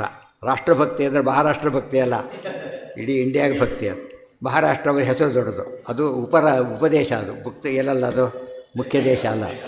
ಆದ್ದರಿಂದ ಬರೀ ಮಹಾ ಸೇರಿಸಿದ ಮಾತ್ರಕ್ಕೆ ಏನಾಗೋದಿಲ್ಲ, ದೊಡ್ಡವರಂತ ಆಗೋದಿಲ್ಲ. ಯೋಗ್ಯತೆಯೂ ಸೇರಿಕೊಂಡ್ರೆ ಹಾಗೆ ಆಗುತ್ತೆ. ತಾವನ್ ಮಾತ್ರ ಯಾಕೆ ಚಿಕ್ಕದು ಮಾಡಿದರು ಅಂದರೆ ಅಬ್ರಿಜ್ಡ್ ಇದ್ದ ಹಾಗೆ, ಕಂಟೆಂಟ್ಸ್ ಅದೇ ಇರ್ತದೆ, ಹೇಳೋ ರೀತಿ ಇತ್ಯಾದಿಗಳನ್ನು ಕೆಲವು ಇದನ್ನು ಅದನ್ನು ಓದೋರಿಗೆ ಇದು ಸಂಬರಿ ಆಗುತ್ತೆ, ಇದನ್ನು ಓದೋರಿಗೆ ಅದು ಇಂಟ್ರಡಕ್ಷನ್ ಆಗುತ್ತೆ. ಆ ರೀತಿ ಓದಕ್ಕೆ ಅನುಕೂಲ ಮಾಡಿಕೊಟ್ರು ಅಷ್ಟೆ. ಇತಿ ವಿಶೇಷಣ ಚ, ಇಲ್ಲಿಂದ ಆಗುತ್ತೆ ಅಂತ ಹೇಳಿದರು, ಬೇರೆ ತಿಳ್ಕೊಬೇಡಿ ಅಂತೇನು ಹೇಳಲಿಲ್ಲ. ಇತರ ವಾಕ್ಯ ನಾನ್ಯಾಗತಿ, ಹಾಗಿದ್ದರೆ ಈ ವಾಕ್ಯ ಒಂದೇ ಇಟ್ಕೊಂಡು ಬೇರೆ ವಾಕ್ಯ ಬಿಟ್ಬಿಡ್ತೀರ, ಹಾಗಿದ್ದರೆ ಅದಕ್ಕೂ ಹೋಗ್ತಾ ಆಗ್ತದೆ ಅಂತ ಹೇಳ್ತಾರಲ್ಲ. ಮನ್ಮನಾಭವ ಮದ್ಭಕ್ತ ಮದ್ಯಾಜಿ ನಮಸ್ಕುರು ಮಾಮೈವೇಶ್ಯತಿ ಸತ್ಯಂತೆ ಪ್ರತಿಜಾನೇ ಪ್ರಿಯೋಶಿವೆ, ಇವೆಲ್ಲ ಹೋಗೇ ಬಿಡ್ತವೆ. ಗೊತ್ತಾಯ್ತಾ? ಅದಕ್ಕೇನು ಹೇಳಬೇಕು, ಅದಕ್ಕೂ ಹೇಳಬೇಕು, ಅದಕ್ಕೆ ಎಲ್ಲದಕ್ಕೂ ಸೇರಿಸಬೇಕು ಅಂತ ಅರ್ಥ. ಇತರ ವಾಕ್ಯ ನಾನ್ಯಾಗತಿ ನಾಣ್ಯಸ್ಯ ಕಸ್ಯಚಿತ್ತಿತಿ ವಿಶೇಷಣಾತ್. ನೋಡಿ, ನಾಣ್ಯಸ್ಯ ಕಸ್ಯಚಿತ್ ಅಂತಿದೆಯಲ್ಲ ಮಹಾಕೂರ್ವ ಪುರಾಣದಲ್ಲಿ, ನಾಣ್ಯ ಪಂಥ ಅಯನಾಯ ವಿದ್ಯತೆ ಅಂತ ಅರ್ಥ. ತತ್ವತಃ ಇತಿ ವಿಶೇಷಣಾಚ್ಚ, ತತ್ವತಃ ಅಂತ ಹಾಕಿದ್ದಕ್ಕೇನಾಯಿತು, ಸರ್ವಜ್ಞಾನ ಮಾಪತತಿ, ಸರ್ವಜ್ಞಾನ ಇರಬೇಕು ಅಂತ ಆಯ್ತಲ್ಲ. ಸರಿಯಾಗಿ ತಿಳ್ಕೋಬೇಕು ಅಂದರೆ ಎಲ್ಲ ತಿಳಿದಿರಬೇಕು ಅಂತ ಅರ್ಥ. ಯತ್ರೈವಂ ಭವತಿ ತತ್ರ ತತ್ವತಃ ಇತಿ ವಿಶೇಷಣೇನ ನ ವಿರೋಧ. ಯತ್ರ ಏವಂ ಭವತಿ ತತ್ರ ತತ್ವತಃ ಇತಿ ವಿಶೇಷಣೇನ. ಇಷ್ಟೇ ಅರ್ಥ ಮಾಡ್ತೀರಾ, ಮಾಡಿ ತತ್ವತಃ ಸೇರ್ಕೊಡಿ ಆಗುತ್ತಷ್ಟೆ. ಎಲ್ಲ ಸೇರಿಸ್ಕೊಳ್ಳೋದು ಸರಿ ಅಂಥೇಳಿ ಆಗಿದೆ ಈಗ. ಇಲ್ಲ, ಇಲ್ಲೇ ಇದೆ, ಬೇರೆ ಕಡೆಯಿಂದ ಕೊಡಬೇಡಿ, ಇಲ್ಲೇ ತತ್ವತಃ ಅಂತಿದೆಯಲ್ಲ, ಸರಿಯಾಗಿ ತಿಳ್ಕೊಬಾರದು ಇಷ್ಟೇ. ಈ ಥರ ಮುಕ್ತಂಚ, ಇದಕ್ಕೆ ಆಧಾರ ಬೇಕು. ಮತ್ತೆ ಏಕಂಚ ತತ್ವತೋ ಜ್ಞಾತು ವಿನಾ ಸರ್ವಜ್ಞತಾಂ ನರಃ ನ ಸಮರ್ಥೋ ಮಹೇಂದ್ರೋಪಿ ತಸ್ಮಾತ್ ಸರ್ವತ್ರ ಜಿಜ್ಞಾಸೇತಿ ಸ್ಕಾಂದೆ. ಇದು ಮಾತು ತಿಳ್ಕೊಂಬಿಟ್ರೆ ನಮ್ಗೆ ಎಷ್ಟು ಓದಬೇಕು ಅಂತ ಗೊತ್ತಾಗುತ್ತೆ. ಇವತ್ತು ಎಲ್ಲರೂ ಪ್ರಾಕ್ಟೀಸ್ ಮಾಡ್ತಿರೋದು ಹಾಗೇನೆ. ಏಕಂಚ ತತ್ವತೋ ಜ್ಞಾತು, ಒಂದನ್ನು ಸರಿಯಾಗಿ ತಿಳ್ಕೊಬೇಕು ಅಂತಿದ್ದರೆ ವಿನಾ ಸರ್ವಜ್ಞತಾಂ, ಎಲ್ಲ ಸರಿಯಾಗಿ ತಿಳ್ಕೊಂಡಿರಲೇಬೇಕು. ಎಲ್ಲದನ್ನು ತಿಳಿದವನು ಮಾತ್ರ ಏನು ಮಾಡೋಕ್ಕೆ ಸಾಧ್ಯ, ಒಂದು ತಿಳಿಲಿಕ್ಕೆ ಸರಿಯಾಗಿ ತಿಳಿಯೋಕ್ಕೆ ಸಾಧ್ಯ. ಆದರೆ ಎಲ್ಲ ತಿಳ್ಕೊಳ್ಬೇಕು. ಅಲ್ಲ, ಭಾರಿ ಬುದ್ಧಿವಂತ ಅಂದರೆ ನ ಸಮರ್ಥೋ ಮಹೇಂದ್ರೋಪಿ, ಎಷ್ಟು ದೊಡ್ಡ ಜ್ಞಾನಿಯಾಗಿದ್ದರೂ ಕೂಡ ಎಲ್ಲ ತಿಳ್ಕೊಳ್ಳೋ ಶಕ್ತಿ ಇಲ್ಲ. ಅದಕ್ಕೇನು ಮಾಡಬೇಕು, ಒಂದು ಸರಿಯಾಗಿ ಎಲ್ಲ ತಿಳ್ಕೊಂಡು ನಾನು ತಿಳ್ಕೊಬೇಕು ಅನ್ನೋದು ಬೇರೆ ಅಲ್ಲ. ಇವತ್ತು ನೋಡಿ 6 ಸಬ್ಜೆಕ್ಟ್ಸ್ ಯಾತಕ್ಕೆ ಬಂತು, ಒಂದೇ ಮಾಡಿದರೆ ಸಾಕಲ್ಲೇ. ಅದು ಮೊದಲಿಂದನೇ ಒಂದನೇ ಕ್ಲಾಸ್ದಿಂದನೇ ಪ್ಲೇ ಹೋಮ್ನಿಂದನೇ ಬರೀ ಮೆಡಿಕಲ್ ಯಾಕೆ ಮಾಡಬಾರ್ದು, ಬರೀ ಇಂಜಿನಿಯರಿಂಗ್ ಯಾಕೆ ಮಾಡಬಾರ್ದು? ಇಲ್ಲ, ಒಂದು ಬಂದು ಫಿಸಿಕ್ಸ್ ಓದ್ತಿದ್ದಾನೆ, ಅವನಿಗೆ ಮ್ಯಾಥಮೆಟಿಕ್ಸ್ ಬೇಕೀಗ. ಮ್ಯಾಥಮೆಟಿಕ್ಸ್ ಓದ್ತಾ ಇನ್ನೊಂದು ಯಾವುದು ಶುರು ಬೇಕಾಯ್ತು, ಅದಕ್ಕೆ ಇಂಗ್ಲೀಷ್ ಲ್ಯಾಂಗ್ವೇಜ್ ಬೇಕಲ್ಲ. ಲ್ಯಾಂಗ್ವೇಜಲ್ಲಿ ಮ್ಯಾಥಮೆಟಿಕ್ಸ್ ಏನು ಅರ್ಥ ಆಗುತ್ತೆ ಅವನಿಗೆ? ಅರ್ಥ ಆಯ್ತಾ? ಪ್ರತಿಯೊಂದು ಸಬ್ಜೆಕ್ಟು ಒಂದಕ್ಕೊಂದು ಏನಾಗಿವೆ, ಆ ಲೆಕ್ಕ ಎಲ್ಲ ಸೇರಿಸ್ಬೇಕು. ಆಗೋದಿಲ್ಲ ಅಂತ ಏನು ಮಾಡ್ತಾರೆ, ಷಟ್ಶಾಸ್ತ್ರ ಪಾರಂಗತರು ಅಂತ ಕರಿತಿದ್ರು. ಷಟ್ ಸಬ್ಜೆಕ್ಟ್ಸ್ ಪಾರಂಗತರಾಗಬೇಕು. ಅದು 6 ಓದ್ದಾಗ 6 ಇಲ್ಲ 4, ಮೊದಲು 6 ಆಮೇಲೆ 4 ಚತುಶಾಸ್ತ್ರ ಪಂಡಿತರು ಅಂತೇಳಿ, ಷಟ್ಶಾಸ್ತ್ರ ಪಂಡಿತರು ಅಂತ. ಅಪಂಡಿತರು ಅದು ಬೇರೆ ಇರ್ತದೆ, ಪಂಡಿತರು ಎಲ್ಲ ಅದಾಗಬಾರ್ದು. ಅದು ಸರಿ. ಅದಕ್ಕೆ ನಾವು ಎಷ್ಟೆಷ್ಟು ತಿಳಿತಾ ಹೋಗ್ತೇವೆ. ಯಾವ ವಿದ್ಯೆ ಬೇಕಾದ್ರೂ ತೊಗೊಳ್ಳಿ, ಆ ವಿದ್ಯೆ ಶಾಸ್ತ್ರಕ್ಕೆ ಉಪಯೋಗ ಆಗುತ್ತೆ. ಪ್ರತಿಯೊಂದು ಉಪಯೋಗ ಮಾಡ್ಕೊಳ್ಳೋದು ಜಾಣತನ, ಇಲ್ಲದೆ ಹೋದರೆ ಅದು ದಡ್ತನ ಆಗುತ್ತೆ ಅಷ್ಟೇ. ಹಾಂ, ಏನು ಯಾವುದಕ್ಕೆ? ಅದೇ ಹೇಳಿದ್ದು, ಒಂದು ಎಲ್ಲ ತಿಳ್ಕೊಳಕ್ಕಾಗುತ್ತೆ ಅಂದರೆ ಅವು ಬೇರೆ ಪ್ರಶ್ನೆ ಅದೀಗ, ಪ್ರಶ್ನೆ ಬೇರೆ ಅದೀಗ. ಒಂದನ್ನು ತಿಳ್ಕೊತಿ, ಯಾರು ಒಂದು ಅಂತ ತಿಳ್ಕೊಂಡ್ಕೊಳ್ತ, ಅದಕ್ಕೆ ಅದು ಬೇರೆ ಉತ್ತರ ಕೊಟ್ಟು. ಇದಕ್ಕಂತೂ ಉಲ್ಟಾ, ಎಲ್ಲ ತಿಳ್ಕೊಳಕ್ಕಾಗಲ್ಲ ಅಂತೀರಿ, ಒಂದು ತಿಳ್ಕೊಳ್ಳಿ ಅಂತೀರಿ, ಒಂದು ತಿಳ್ಕೊಬೇಡ್ರಿ ಸಾಲದು ಅಂತೀರಿ. ಏನು ಮಾಡಬೇಕು ಹೀಗಾದರೆ? ಒಂದಿದೆ ಅಂತ ತಿಳ್ಕೊಂಡ್ರೆ ಎಲ್ಲ ಆಗುತ್ತೆ, ಅದು ಬೇರೆ, ಡಿಫರೆಂಟ್ ಫ್ರಮ್ ಆಲ್. ಇವೆಲ್ಲ ಮಾರ್ಗಗಳು, ಅದು ಗುರಿ ಒಂದೇ ಇರಬೇಕು ಯಾವಾಗಲೂ, ಗುರಿ ಒಂದೇ, ಅದನ್ನು ದೇವರೊಬ್ಬನೇ. ಇತಿ ವಿಶೇಷಣಾಚ್ಚ ಸರ್ವಜ್ಞಾನ ಮಾಪತತಿ ಯತ್ರೈಂ ಭವತಿ ತತ್ರ ತತ್ವತಃ ಇತಿ ವಿಶೇಷಣೇನ ನ ವಿರೋಧ ಉಕ್ತಂಚ. ಏಕಂಚ ತತ್ವತೋ ಜ್ಞಾತುಂ ವಿನಾ ಸರ್ವಜ್ಞತಾಂ ನರಃ ನ ಸಮರ್ಥೋ ಮಹೇಂದ್ರೋಪಿ ತಸ್ಮಾತ್ ಸರ್ವತ್ರ ಜಿಜ್ಞಾಸೇತಿ ಸ್ಕಾಂದೆ. ಈ ನಮ್ಗೆ ಅರ್ಥ ಆಗುತ್ತೆ. ಟ್ಯಾಕ್ಸ್ ಆಲ್ಟರ್ ಹೋಗ್ತಾರೆ, ನಮ್ಮ ಫ್ರೆಂಡ್ ಇರ್ತಾರೆ, ಅವನು ಕೇಳೋದಿಲ್ಲ. ಯಾತಕ್ಕೆ ಅವನಿಗೆ ಇಷ್ಟೇ ನಮಗೆ ಗೊತ್ತಿರೋದು, ಅವ್ರಿಗೇನು ಎಲ್ಲ ಗೊತ್ತಿರುತ್ತೆ, ಅವ್ರಿಗೆ ಗೊತ್ತಾಯ್ತು, ಎಲ್ಲ ಸಬ್ಜೆಕ್ಟು ಗೊತ್ತಿರುತ್ತೆ, ಎಲ್ಲ ಡಿಫ್ರೆಂಟ್ ಕೇಸಸ್ ಗೊತ್ತಿರುತ್ತೆ. ಆದ್ದರಿಂದ ನಾವು ಕರೆಕ್ಟಾಗಿ ಹೇಳ್ತಾ ಇಲ್ಲದ್ರೆ ನಾವು ಹೆಚ್ಚು ಕೊಡ್ಬೋದು, ಕಡಿಮೆ ಕೊಡ್ಬೋದು. ಹೆಚ್ಚು ಕೊಟ್ಟರೆ ಲಾಸು, ಕಡಿಮೆ ಕೊಟ್ಟರೆ ಮೋಸ. ಅದಾಗಬಾರ್ದು. ಅದಾಗ್ತಿರುವ ಎಕ್ಸ್ಪರ್ಟನ್ನು ಕೇಳ್ತಾ, ಆ ಒಂದು ಹೇಳ್ಬೇಕಾದ್ರೆ ಎಷ್ಟು ಗೊತ್ತಿರ್ಬೇಕು ಅವನಿಗೆ? ಎಲ್ಲ ಗೊತ್ತಿದ್ದರೆ ಮಾತ್ರ ಸಾಧ್ಯ. ಅದು ಡಾಕ್ಟ್ರು ಕೆಮ್ಮಿಗೆ ಔಷಧಿ ಕೊಟ್ಟ, ಕೆಮ್ಮಿ ಅಷ್ಟೇ ದುಡ್ಡು ಕೊಡ್ತೀವಿ ಅಂತ ಹೇಳಾಗಿಲ್ಲ ನಾವು. ಯಾತಕ್ಕೆ? ಅದು ಕೆಮ್ಮು ಮಾತ್ರ ಡಿಸೈಡ್ ಮಾಡೋದು ಯಾರು? ಆತ. ಬೇರೆ ಏನಾಗಿಲ್ಲ, ಕೆಮ್ಮು ಅಷ್ಟೇ ಆಗಿರೋದು ಅಂತ ಯಾರು ಹೇಳಬೇಕು? ಆತ ಕಂಡು ಹೇಳಿದ, ಅದಕ್ಕೆ ದುಡ್ಡು ಕೊಡಬೇಕು. ತಿಳಿತಾ? ಏನೂ ಇಲ್ಲ ಅಂತ ಹೇಳಿದರೆ ಮತ್ತೆ ದುಡ್ಡು ಕೊಡಬೇಕು ಅಂತ, ಏನೂ ಇಲ್ಲ ಅಂತ ಹೇಳಿದ್ದಕ್ಕೆ ಕೊಡಬೇಕು. ಯಾತಕ್ಕೆ? ಜಾಸ್ತಿ ಕೊಡ್ತಾರೆ, ಖುಷಿ ಸರಿಯಾಗಿದ್ದಾರೆ ಅಂತ ಹೇಳಿ ಇದುವರೆಗೂ ಖುಷಿಯಿಂದ ಖುಷಿ ಪಡ್ತಾರೆ. ಎಲ್ಲ ಹೆದರಿಸ್ಬಿಟ್ಟಿದ್ರು, ಇದು ಸರಿಯಾಗಿ ಹೇಳಿದ್ರಿ ಅಂತ ಹೇಳ್ತಾರೆ. ಹೇಗಂಚ ತತ್ವತೋ ಜ್ಞಾತು ವಿನಾ ಸರ್ವಜ್ಞತಾಂ ನರಹ ನ ಸಮರ್ಥೋ ಮಹೇಂದ್ರ. ಇವೆಲ್ಲ ಇಷ್ಟೇ ತೊಗೊಂಡ್ಬಿಡಿ. ಆಚಾರ್ಯ ಮೆಸೇಜ್, ಇಷ್ಟಕ್ಕೆ ಒಂದು ಮೆಸೇಜ್, ಹಿಂದಕ್ಕೆ ಅದಕ್ಕೊಂದು message, each and every word message ಆಗುತ್ತೆ. ಆ ಥರ ಬರ್ದಿರೋದು ಆಚಾರ್ಯ. ನೋಡೋದಕ್ಕೆ ಸ್ವಲ್ಪ ಬರ್ದಾಗ ಕಾಣಿಸುತ್ತೆ, ಅರ್ಥ ಮಾಡ್ಕೊತಾ ಹೊರಟ್ರೆ ಎಷ್ಟು ಎಲ್ಲ ಕಡೆ ಅಪ್ಲೈ, ಎಲ್ಲೇ ಹೋದರೂ ಇದು ಅಪ್ಲೈ ಆಗುತ್ತೆ. ಇಷ್ಟೆಲ್ಲ ತಿಳ್ಕೊಂಡು ಎಷ್ಟು ಕಷ್ಟಪಡಬೇಕು ಅಷ್ಟು ಎಲ್ಲ ರೆಡಿ ಮಾಡಿ ಕೊಟ್ಬಿಟ್ಟಿದ್ದಾರೆ ಆಚಾರ್ಯ. ಇದು ಸ್ವಾರಸ್ಯ. ಸರ್ವಜ್ಞ ಮನ್ಯ ಮನವೇಕ್ಷ ನಕಾರ. ಅವ್ರಿಗೆಲ್ಲ ಗೊತ್ತಿದೆ, ಎಲ್ಲ ಬರೆದಿರಬೇಕು, ಎಲ್ರಿಗೂ ಗೊತ್ತಾಗಬಾರ್ದು, ಗೊತ್ತಾಗಬೇಕಾದ್ರೆ ಗೊತ್ತಾಗಬೇಕು. ಇದು ಆಚಾರ್ಯರ ವೈಶಿಷ್ಟ್ಯ. ಇಂಥ ಶಕ್ತಿ ಯಾರಿಗೂ ಇಲ್ಲ. ಎಲ್ಲ ಇದೆ, ಹೇಳೋದಕ್ಕೆ ಬರಬೇಕಲ್ಲ, ಬರೀಲಿಕ್ಕೆ ಬರಬೇಕಲ್ಲ. ಅದಕ್ಕೆ ಸರ್ವಜ್ಞಂ ಸರ್ವಮೂಲ ಶಾಸ್ತ್ರಜ್ಞಂ ಆಗಬೇಕು. ಆವಾಗ ಸರ್ವಮೂಲ ಶಾಸ್ತ್ರ ಗೊತ್ತಿದ್ದರೆ ಸರ್ವಮೂಲ ಬರಲಿಕ್ಕೆ ಬರೋದು. ಇದ್ರ ಬರಲಿಕ್ಕೆ ಸಾಧ್ಯ ಇಲ್ಲ. ಸಮರ್ಥೋ ಮಹೇಂದ್ರೋಪಿ ತಸ್ಮಾತ್ ಮಹೇಂದ್ರೋಪಿ ಅಂತ ಯಾತಕ್ಕೆ ಕೊಟ್ಟರು ಅಂದರೆ, ಇಂದ್ರ ಸಕಲ ಇಂದ್ರಿಯಗಳಿಗೆ ಅಭಿಮಾನಿ ಆತ. ಒಟ್ಟಿಗೆ ಆತಗೆ ಆಗೋದ್ರೆ ಉಳಿದವರಿಗೆ ಆಗುತ್ತಾ ಅಂತ ಇನ್ನೊಂದು ಕೈ ಮುತ್ತಿಸಿದ್ದ. ಮಹೇಂದ್ರನಿಗಾಗಲ್ಲ, ನಮಗಾಗ್ಬೋದಲ್ಲ ಅಂತ ಕೇಳಬಾರ್ದು. ಇತಿ ಜಿಜ್ಞಾಸೇತಿ ಸ್ಕಾಂದೆ. ನೋಡಿ, ಲೌಕಿಕದಲ್ಲೂ ಮಾತಿದೆ, ಅದು ಕೋಟ್ ಮಾಡಿ ಕೆಳಗಡೆ. ದಶಕುಮಾರ ಸರಿತ ಅಂತ ಒಂದು ಕೃತಿ. ದಂಡಿ ಅಂತ ಒಬ್ಬ ಕವಿ, ಬಹಳ ಪ್ರಸಿದ್ಧ. ಗದ್ಯ ಕಾವ್ಯದಲ್ಲಿ ಬಾಣ ದಂಡಿ ಎಲ್ಲ ಪ್ರಸಿದ್ಧರು. ಅವ್ರು ಮಾತು ಬರೀತಾರೆ. ತಚ್ಚ ಶಾಸ್ತ್ರಂ ಶಾಸ್ತ್ರಾಂತರಾನುಬಂಧಿ. ಪ್ರತಿಯೊಂದು ಶಾಸ್ತ್ರ ಏನಾಗಿರುತ್ತೆ, ಇನ್ನೊಂದು ಶಾಸ್ತ್ರ ಲಿಂಕ್ ಆಗಿರುತ್ತೆ. ಗೊತ್ತಾಯ್ತಾ? ಹೆಚ್ಚು ಶಾಸ್ತ್ರ ತಿಳಿದವನಿಗೆ ಕ್ಲಾರಿಟಿ ಜಾಸ್ತಿ ಇರುತ್ತೆ, ಭಾರಿ ಕ್ಲಾರಿಟಿ ಇರುತ್ತೆ. ಅದಕ್ಕೇನೆ ಮೊದಲೇ MBBS ಒಂದು ಕೋರ್ಸ್ ಮುಗಿಸ್ಬಿಡ್ತಾರೆ, ಅವರೇ ಸ್ಪೆಷಲೈಸೇಷನ್ ಮಾಡ್ತಾರೆ. ಒಂದು ಜನರಲಾಗಿ ಒಂದು ವಿಷಯ ಗೊತ್ತಿದೆ ಅವರಿಗೆ, ಆ ಸ್ಪೆಷಲೈಸೇಷನ್ ಅದರಲ್ಲಿದೆ. ಅದೊಂದೇ ಮೊದಲಿಂದ ಗೊತ್ತೋದ್ರೆ ಏನಾಗುತ್ತೆ, ಬೇರೆ ಲಿಂಕೇ ಗೊತ್ತಾಗೋದು. ಪೂರ್ತಿ ತಿಳ್ಕೊಂಡಿರ್ಬೇಕು. ಈ ಅಭ್ಯಾಸ ಮಾಡಿಕೊಂಡ್ರೆ ಆಗೆಲ್ಲ ಯಾತಕ್ಕೆ ಓದಬೇಕು ಅಂತ ಅರ್ಥ ಆಗುತ್ತೆ. ಷಟ್ಶಾಸ್ತ್ರ, ವೇದ ಷಡಂಗಗಳು, ವೇದಕ್ಕೆ ಇವೆಲ್ಲ ಓದಬೇಕು. ಆದರೆ ನೆನಪಿರಬೇಕು, ಅಂಗಶಾಸ್ತ್ರ ಯಾವಾಗಲೂ ಸೆಕೆಂಡರಿ ಆಗಬೇಕು, ಅಂಗಿಶಾಸ್ತ್ರ ಮೇನ್ ಆಗಬೇಕು. ಇವತ್ತೇನಾಗಿದೆ, ಅಂಗಶಾಸ್ತ್ರ ಪ್ರಧಾನ, ಅದು ಯಾವುದೋ ಒಂದು ಪ್ರಧಾನ ಆಗಿಬಿಡುತ್ತೆ. ಮತ್ತು ಕಾಲು ಎಷ್ಟು ಬೆಳೆಸಿದ್ರೆ ಉಳಿದು ಅಷ್ಟೇ ಇದೆ. ದೊಡ್ಡ ದೋಷ ಅದು.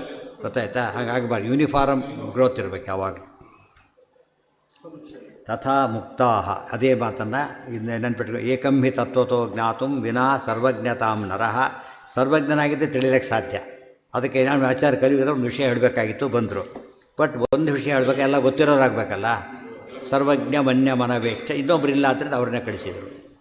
ಬರೀ ತಂತ್ರಸಾರ ಬೆಳಕ್ಕೆ ಒಬ್ಬರು ಕಳಿಸಿ, ಬೇರೆ ಕಡೆ ತಂತ್ರಸಾರ ಅಷ್ಟು ಗೊತ್ತೋದೇ ಬಿಡಬೇಕಾಗ ಸದಾ ಅದು ಇದು ಬರೀಬೇಕು. ಆಮೇಲೆ ಸೂತ್ರ ಭಾಷೆ ಬರೀ, ಗೀತಾ ಬರೀಬೇಕು. ಎಷ್ಟು ವಿಷಯ ಇದೆ, ಪ್ರತಿ ಅಧ್ಯಾಯಕ್ಕೂ ಪ್ರತಿ ಪದಕ್ಕೂ ಬರೀಬೇಕು.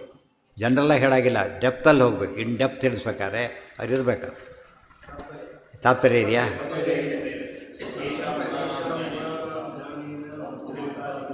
ಹಾಂ, ಇದೆ. ಅದಕ್ಕೆ ಇನ್ನೊಂದು ರೀತಿ ಕೊಟೇಶನ್, ಅದೇ ವಿಷಯನೇ ಇನ್ನೊಂದು ರೀತಿ ಹೇಳಿದೆ, ತುಂಬ ಇಂಪಾರ್ಟೆಂಟ್. ಆದ್ದರಿಂದ ಯೇಷಾಂ ಗುಣಾನಾಂ ಜ್ಞಾನೇನ ಮುಕ್ತಿರುಕ್ತ ಪೃಥಕ್ ಪೃಥಕ್ ವೇದೇಶು ಚ ಇತಿಹಾಸೇಷು ಸಾತು ತೇಷಾಂ ಸಮುಚ್ಚಯ ಏಮಮೇವ ಸಮಾಧೀನಾಂ ನಾನ್ಯಥಾತು ಕಥಂಚನ.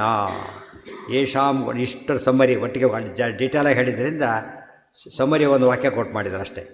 ಯೇಷಾಂ ಗುಣಾನಾಂ ಜ್ಞಾನೇನ ಮುಕ್ತಿರುಕ್ತ ಪೃಥಕ್ ಪೃಥಕ್. ಯಾವ ಗುಣಗಳನ್ನು ತಿಳಿಯೋದ್ರಿಂದ ಮುಕ್ತಿ ಆಗುತ್ತೆ ಅಂತ ಪ್ರತ್ಯೇಕ ಹೇಳಿರ್ತಾರಲ್ಲ, ಅದನ್ನೆಲ್ಲ ಒಟ್ಟಿಗೆ ಸೇರಿಸ್ಕೊಂಬಿಡಿ ಅಂತ ಹೇಳ್ತಾರೆ. ಅವಾಗೇನಾಗುತ್ತೆ, ಪೂರ್ತಿ ಸಾಧನೆ ಆಗಿದೆ. ಪೂರ್ತಿ ಸಾಧನೆ ಆಗೋದಿಲ್ಲ. ವೇದೇಶು ಚ ಇತಿಹಾಸೇಶು. ಮತ್ತು ಯಾವುದೋ ಓದಕ್ಕೆ ಕೊಡಬಾರ್ದು, ಎಲ್ಲ ಓದಕ್ಕೆ ಹೇಳಿದಾರ. ಆದ್ದರಿಂದ ಆ ಸಿನಿಮಾ ನೋಡ್ತಾ ಕೊಡ್ತೀವಿ ಅಂತ ಕೊಡೋದು, ಅದು ಉಪಯೋಗ ಬರುತ್ತೆ. ಆಕಸ್ಮಿಕ ಬಂದರೆ ಉಪಯೋಗ ಬರ್ಬೋದು. ಅದು ಮೇನ್ ಅಲ್ಲಿ ಟೆಕ್ಸ್ಟ್ ಅಲ್ಲ, ಅದು ನಾನ್ ಡಿಟೇಲ್ಡ್ ಅವೆಲ್ಲ ಕೂಡ. ಸ್ವಲ್ಪ ಆದಷ್ಟು ಹುಷಾರಿರಬೇಕು, ಉಪಯೋಗ ಮಾಡಿಕೊಂಡು ನ್ಯಾಕೋ ಇರಬೇಕು ಅದಕ್ಕೆ. ಇದು ಹಾಗಲ್ಲ. ವೇದೇಶು ಚ ಇತಿಹಾಸೇಶು ಸಾತು ತೇಷಾಂ ಸಮುಚ್ಚಯ. ಸಮುಚ್ಚಯ ಅಂದರೆ ಕೂಡಿಸೋದು, ಎಲ್ಲ ಒಟ್ಟಿಗೆ ಸೇರಿಸ್ಕೊಂಡಾಗುತ್ತೆ ಹೊರತು ಒಂದರಿಂದ ಆಗೋದಿಲ್ಲ. ಏಮಮೇವ ಶಮಾಧೀನಾಂ. ಇನ್ನೊಂದು ಎಕ್ಸ್ಟೆಂಡ್ ಮಾಡಿದರು. ನೋಡಿದ್ದಕ್ಕೆ ಎರಡು ರಿಪಿಟೇಷನ್ ಕಾಣೋದು, ಹೊಸ ವಿಷಯ ಸೇರಿಸಿದರು ಅಂತ. ಏನದು, ಅದಕ್ಕೆ ಲೇಷತ ಅಲ್ಲಿ ಹೇಳಿ ಸ್ವಲ್ಪ ಜಾಸ್ತಿ ಇಲ್ಲಿ ಹೇಳಿದರು. ಏಮಮೇವ ಶಮಾಧೀನಾಂ ನಾನ್ಯಥಾತು ಕಥಂಚನ. ಶಮದಮಾದಿ ಸಂಪತ್ತಿ ಅಂದ್ಬಿಟ್ರು. ಶಮ ಇದೆ ದಮ ಯಾಕೆ ಬೇಕು, ದಮ ಇದೆ ಶಮ ಯಾತಕ್ಕೆ ಬೇಕು ಅನ್ನೋದು. ವ್ರತ ಉಪವಾಸ ಯಾಕೆ ಮಾಡಬೇಕು, ಅದು ವಾದ ನಮ್ಮಲ್ಲೇ ಬೇರೆಯವ್ರಿಗೆ ನಮ್ಮವರೇ ಕನ್ಫ್ಯೂಷನ್ ಕ್ರಿಯೇಟ್ ಮಾಡಿಬಿಟ್ರು. ಜ್ಞಾನ ಇದ್ದರೆ ಆಚಾರ ಬೇಕಿಲ್ಲ ಅಂತೇಳಿ, ಆಚಾರ ಇದ್ದರೆ ಜ್ಞಾನ ಬೇಕಿದ್ರು ಶುರು ಮಾಡಿದರು. ಎರಡೂ ಬೇಕಿಲ್ಲ ಅಂತ ಇನ್ನೂ ಶುರು ಮಾಡಿ. ಅದಕ್ಕೆ ಎಲ್ಲ ಇರಬೇಕು.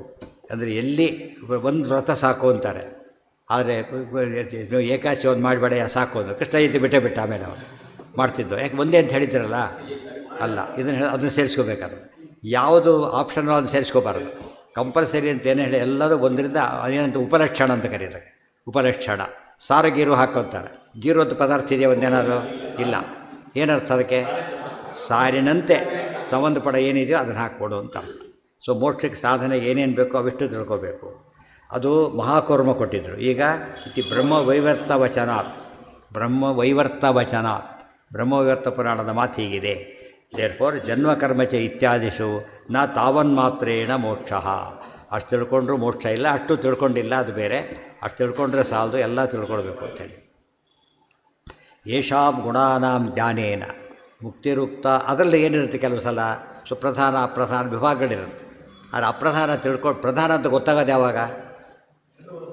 ಅಪ್ರಧಾನ ಗೊತ್ತಿದ್ದರೆ ಪ್ರಧಾನ ಅಂತ ಗೊತ್ತಾಗುತ್ತೆ. ಇವರು ಭಾರಿ ಮುಖ್ಯಸ್ಥರು ಅಂತ ಗೊತ್ತಾಗಬೇಕಾರೆ, ಅಮುಖ್ಯರು ಅಂತ ಗೊತ್ತಾಗಬೇಕಾದ್ರೆ ಇದ್ರ ಗೊತ್ತಾಗೋದಿಲ್ಲ. ಕಪ್ಪು ಬಿಳಿಗಿಂತ ಬೇರೆ ಅನ್ಬೇಕಾದ್ರೆ ಏನಾಗಬೇಕದು? ಅದು ಜ್ಞಾನ ಇರಬೇಕು. ಅದಕ್ಕೆ ಇಲ್ದವ್ರು ಗೊತ್ತು. ಹೆಚ್ಚು ತಿಳ್ಕೊಳ್ಳೋಕ್ಕೂ ಇನ್ನೊಂದು ಜ್ಞಾನ ಬೇಕು, ಡಿಫ್ರೆನ್ಷಿಯೇಟ್ ಮಾಡೋಕ್ಕೂ ಇನ್ನೊಂದು ಜ್ಞಾನ ಬೇಕು. ಇಲ್ಲದ್ರೆ ಆಗೋದೇ ಇಲ್ಲ. ತ್ಯಕ್ವಾ ದೇಹಂ ಪುನರ್ಜನ್ಮ ನೈತಿ ಮಾಮೇತಿ ಸೌರ್ಯ. ಇದು ಮಾಮ್ ಶಬ್ದಕ್ಕೆ ಎರಡು ಅರ್ಥ ಬರುತ್ತೆ. ಮೊದಲೊಂದು ಅರ್ಥ ಆಗೋದು, ಮೊದಲು ಮಾಮ್ಯೇತಿ ಯಥಾರ್ಥ ಜ್ಞಾನಂ ಮೇತಿ, ಕೊನೆಗೆ ಮಾಮ್ಯೇತಿ ನನ್ನ ಹತ್ರ ಬಂದುಬಿಡುತ್ತೆ. ಮೊದಲು ಜ್ಞಾನ ಬರ್ಲಿಕ್ಕೆ ಶುರುವಾಗುತ್ತೆ, ವ್ರತ ಮಾಡಿಬಿಟ್ಟ ಜ್ಞಾನ ಬರ್ಲಿಕ್ಕೆ ಶುರುವಾಯಿತು. ಆಮೇಲೆ ಕೊನೆಗೆ ದೇವ್ರ ಹತ್ರ. ಸೊ ಮಾಮಿಂದ ಮಾಮ್ಗೆ ಹೋಗಬೇಕು, ಪ್ರಭಾದಿಂದ ಪರಮರ ಹತ್ರ ಹೋಗಬೇಕು. ಅದಕ್ಕೆ ದೇವರ ವೈಶಿಷ್ಟ್ಯ ಜ್ಞಾನ ಜ್ಞೇಯ ಎರಡೂ ಆಗಿದ್ದಾರೆ. ಅಷ್ಟರ್ಥ ಪ್ರತಿಯೊಂದು ಅರ್ಥನೂ ಗೊತ್ತಾಗಬೇಕಾದ್ರೆ ಬೇರೆ ಗ್ರಂಥ ಓದಿದರೆ ಗೊತ್ತಾಗಲ್ಲ. ಮತ್ತು ಇಷ್ಟೆಲ್ಲ ಬಿಟ್ಟುಬಿಡಿ, ಸ್ವರಮೂಲನೇ ಎಲ್ಲ ಓದಿರ್ಬೇಕಾಯ್ತಾ? ಒಂದು ಮೂಲ ಗ್ರಂಥ ಅರ್ಥ ಆಗಬೇಕಾದ್ರೆ ಉಳಿದ ಎಲ್ಲ ಗ್ರಂಥ ಓದಿರ್ಬೇಕಾಗ. ಇದು ಓದೋ ಕ್ರಮ. ಅದು ಇವತ್ತು ಇತ್ತೀಚೆಗೆ ಏನು ಪದ್ಧತಿ, ಇದು ಸಾಕು ಅಂತ ಹೇಳ ಸ್ವರಮೂಲ ಬಂದರೆ ಸಾಕು, ತರ್ಕ ಬಂದರೆ ಎಲ್ಲ ಓದಬೇಕು, ಬಿಡಬಾರ್ದು. ಯಾವ ಕ್ರೋಢಪತ್ರ ಸಿಗುತ್ತೆ ತಕ್ಷಣ ಓದಕ್ಕೆ ಶುರು ಮಾಡ್ತಾರೆ. ಮತ್ತೆ ಕೆಲಸತ್ತು ಹೊಸವಾಗಿರೋದಿಲ್ಲ ಅದು, ಇದು ಮಾತ್ರ ಬಿಟ್ಟುಬಿಡ್ತಾರೆ. ಅದು ತಪ್ಪು, ಅಧ್ಯಯನ ದೋಷ. ಅದರಿಂದ ರಿಚ್ನೆಸ್ ಆಫ್ ಇದು ವೆಲ್ತ್ ಬರೋದಿಲ್ಲ, ಜ್ಞಾನದ ವೆಲ್ತ್ ಹೋಗಿಬಿಡೋದು. ಅದಿಷ್ಟ ಆಯಿತು. ನಾಳೆ ದಿವಸ ಮುಂದಿನ ವಿಷಯ ನಾಳೆ ಹಾಂ ನಾಳೆ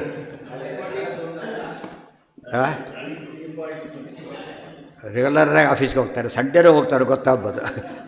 ದಂಡ ಅಂತಾರೆ, ಅಷ್ಟೇ ಅಂತಾರೆ, ದಂಡ ಅದು ಎಲ್ಲ ತಿಳ್ಕೊಬೇಕು ಅಂತ ಹೇಳಿದಿರಲ್ಲ, ಅದಕ್ಕೆ ಇದು ತಿಳ್ಕೊಂಬಿಡ್ತಾರೆ, ಕೆಟ್ಟ ತಿಳ್ಕೊಂಬಿಟ್ಟಿದ್ದಾರೆ ಅಂತ ಹೇಳಿಬಿಟ್ರೆ ತಪ್ಪು. ತಿಳ್ಕೊಬಾರ್ದಾಗಿತ್ತು ಅವರು, ತಿಳ್ಕೊಂಡು ತಪ್ಪಾಯ್ತು.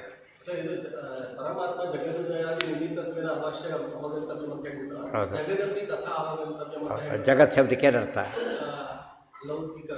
ಲೌಕಿಕರು ತಿಳ್ಕೊಬೇಕು, ಇಡೀ ಜಗತ್ತನ್ನು ತಿಳಿಬೇಕು. ಇಡೀ ಜಗತ್ತು ಅಲ್ಲ, ಅದಕ್ಕೆ ಪ್ರಾಧಾನ್ಯ ಬರೋ ರೀತಿಯಲ್ಲಿ ತಿಳ್ಕೊತಾ ಹೋಗಬೇಕು. ಪ್ರಾಧಾನ್ಯಕ್ಕೆ ಬರೋ ಇವತ್ತೇ ಡೈವರ್ಷನ್ ತೊಗೊಳ್ಳಿ, ಮುಖ್ಯ ಗುರಿ ಬಿಡಬಾರ್ದು. ಡೈವರ್ಷನ್ ತೊಗೊಳ್ಳೋದು ಯಾತಕ್ಕೆ? ದಾರಿ ಸರಿ ಇಲ್ಲ ಅಂತ ತೊಗೊಂಡ ಎಲ್ಲೆಲ್ಲೋ ಹೋಗಿಬಿಡಬಾರ್ದು. ಇವತ್ತು ಎಷ್ಟೋ ಹೋಗ್ತಾರೆ ಡೈವರ್ಷನ್ ಸಾಮಾನ್ಯ, ಮೇನ್ ಮತ್ತೆ ಸಿಗೋ ಅಲ್ಲಿ ಅಷ್ಟೇ ಹೊರತು ಬೇರೆ ಕಡೆ ತೊಗೊಳ್ಬಾರ್ದು ಅಷ್ಟೇ. ಅದಕ್ಕೆ ಮಾತ್ರ ಗುರಿ ಕದಲಬಾರ್ದು. ಅದನ್ನ ಇಟ್ಕೊಂಡು ನೋಡ್ಬೇಕು ಯಾವಾಗ.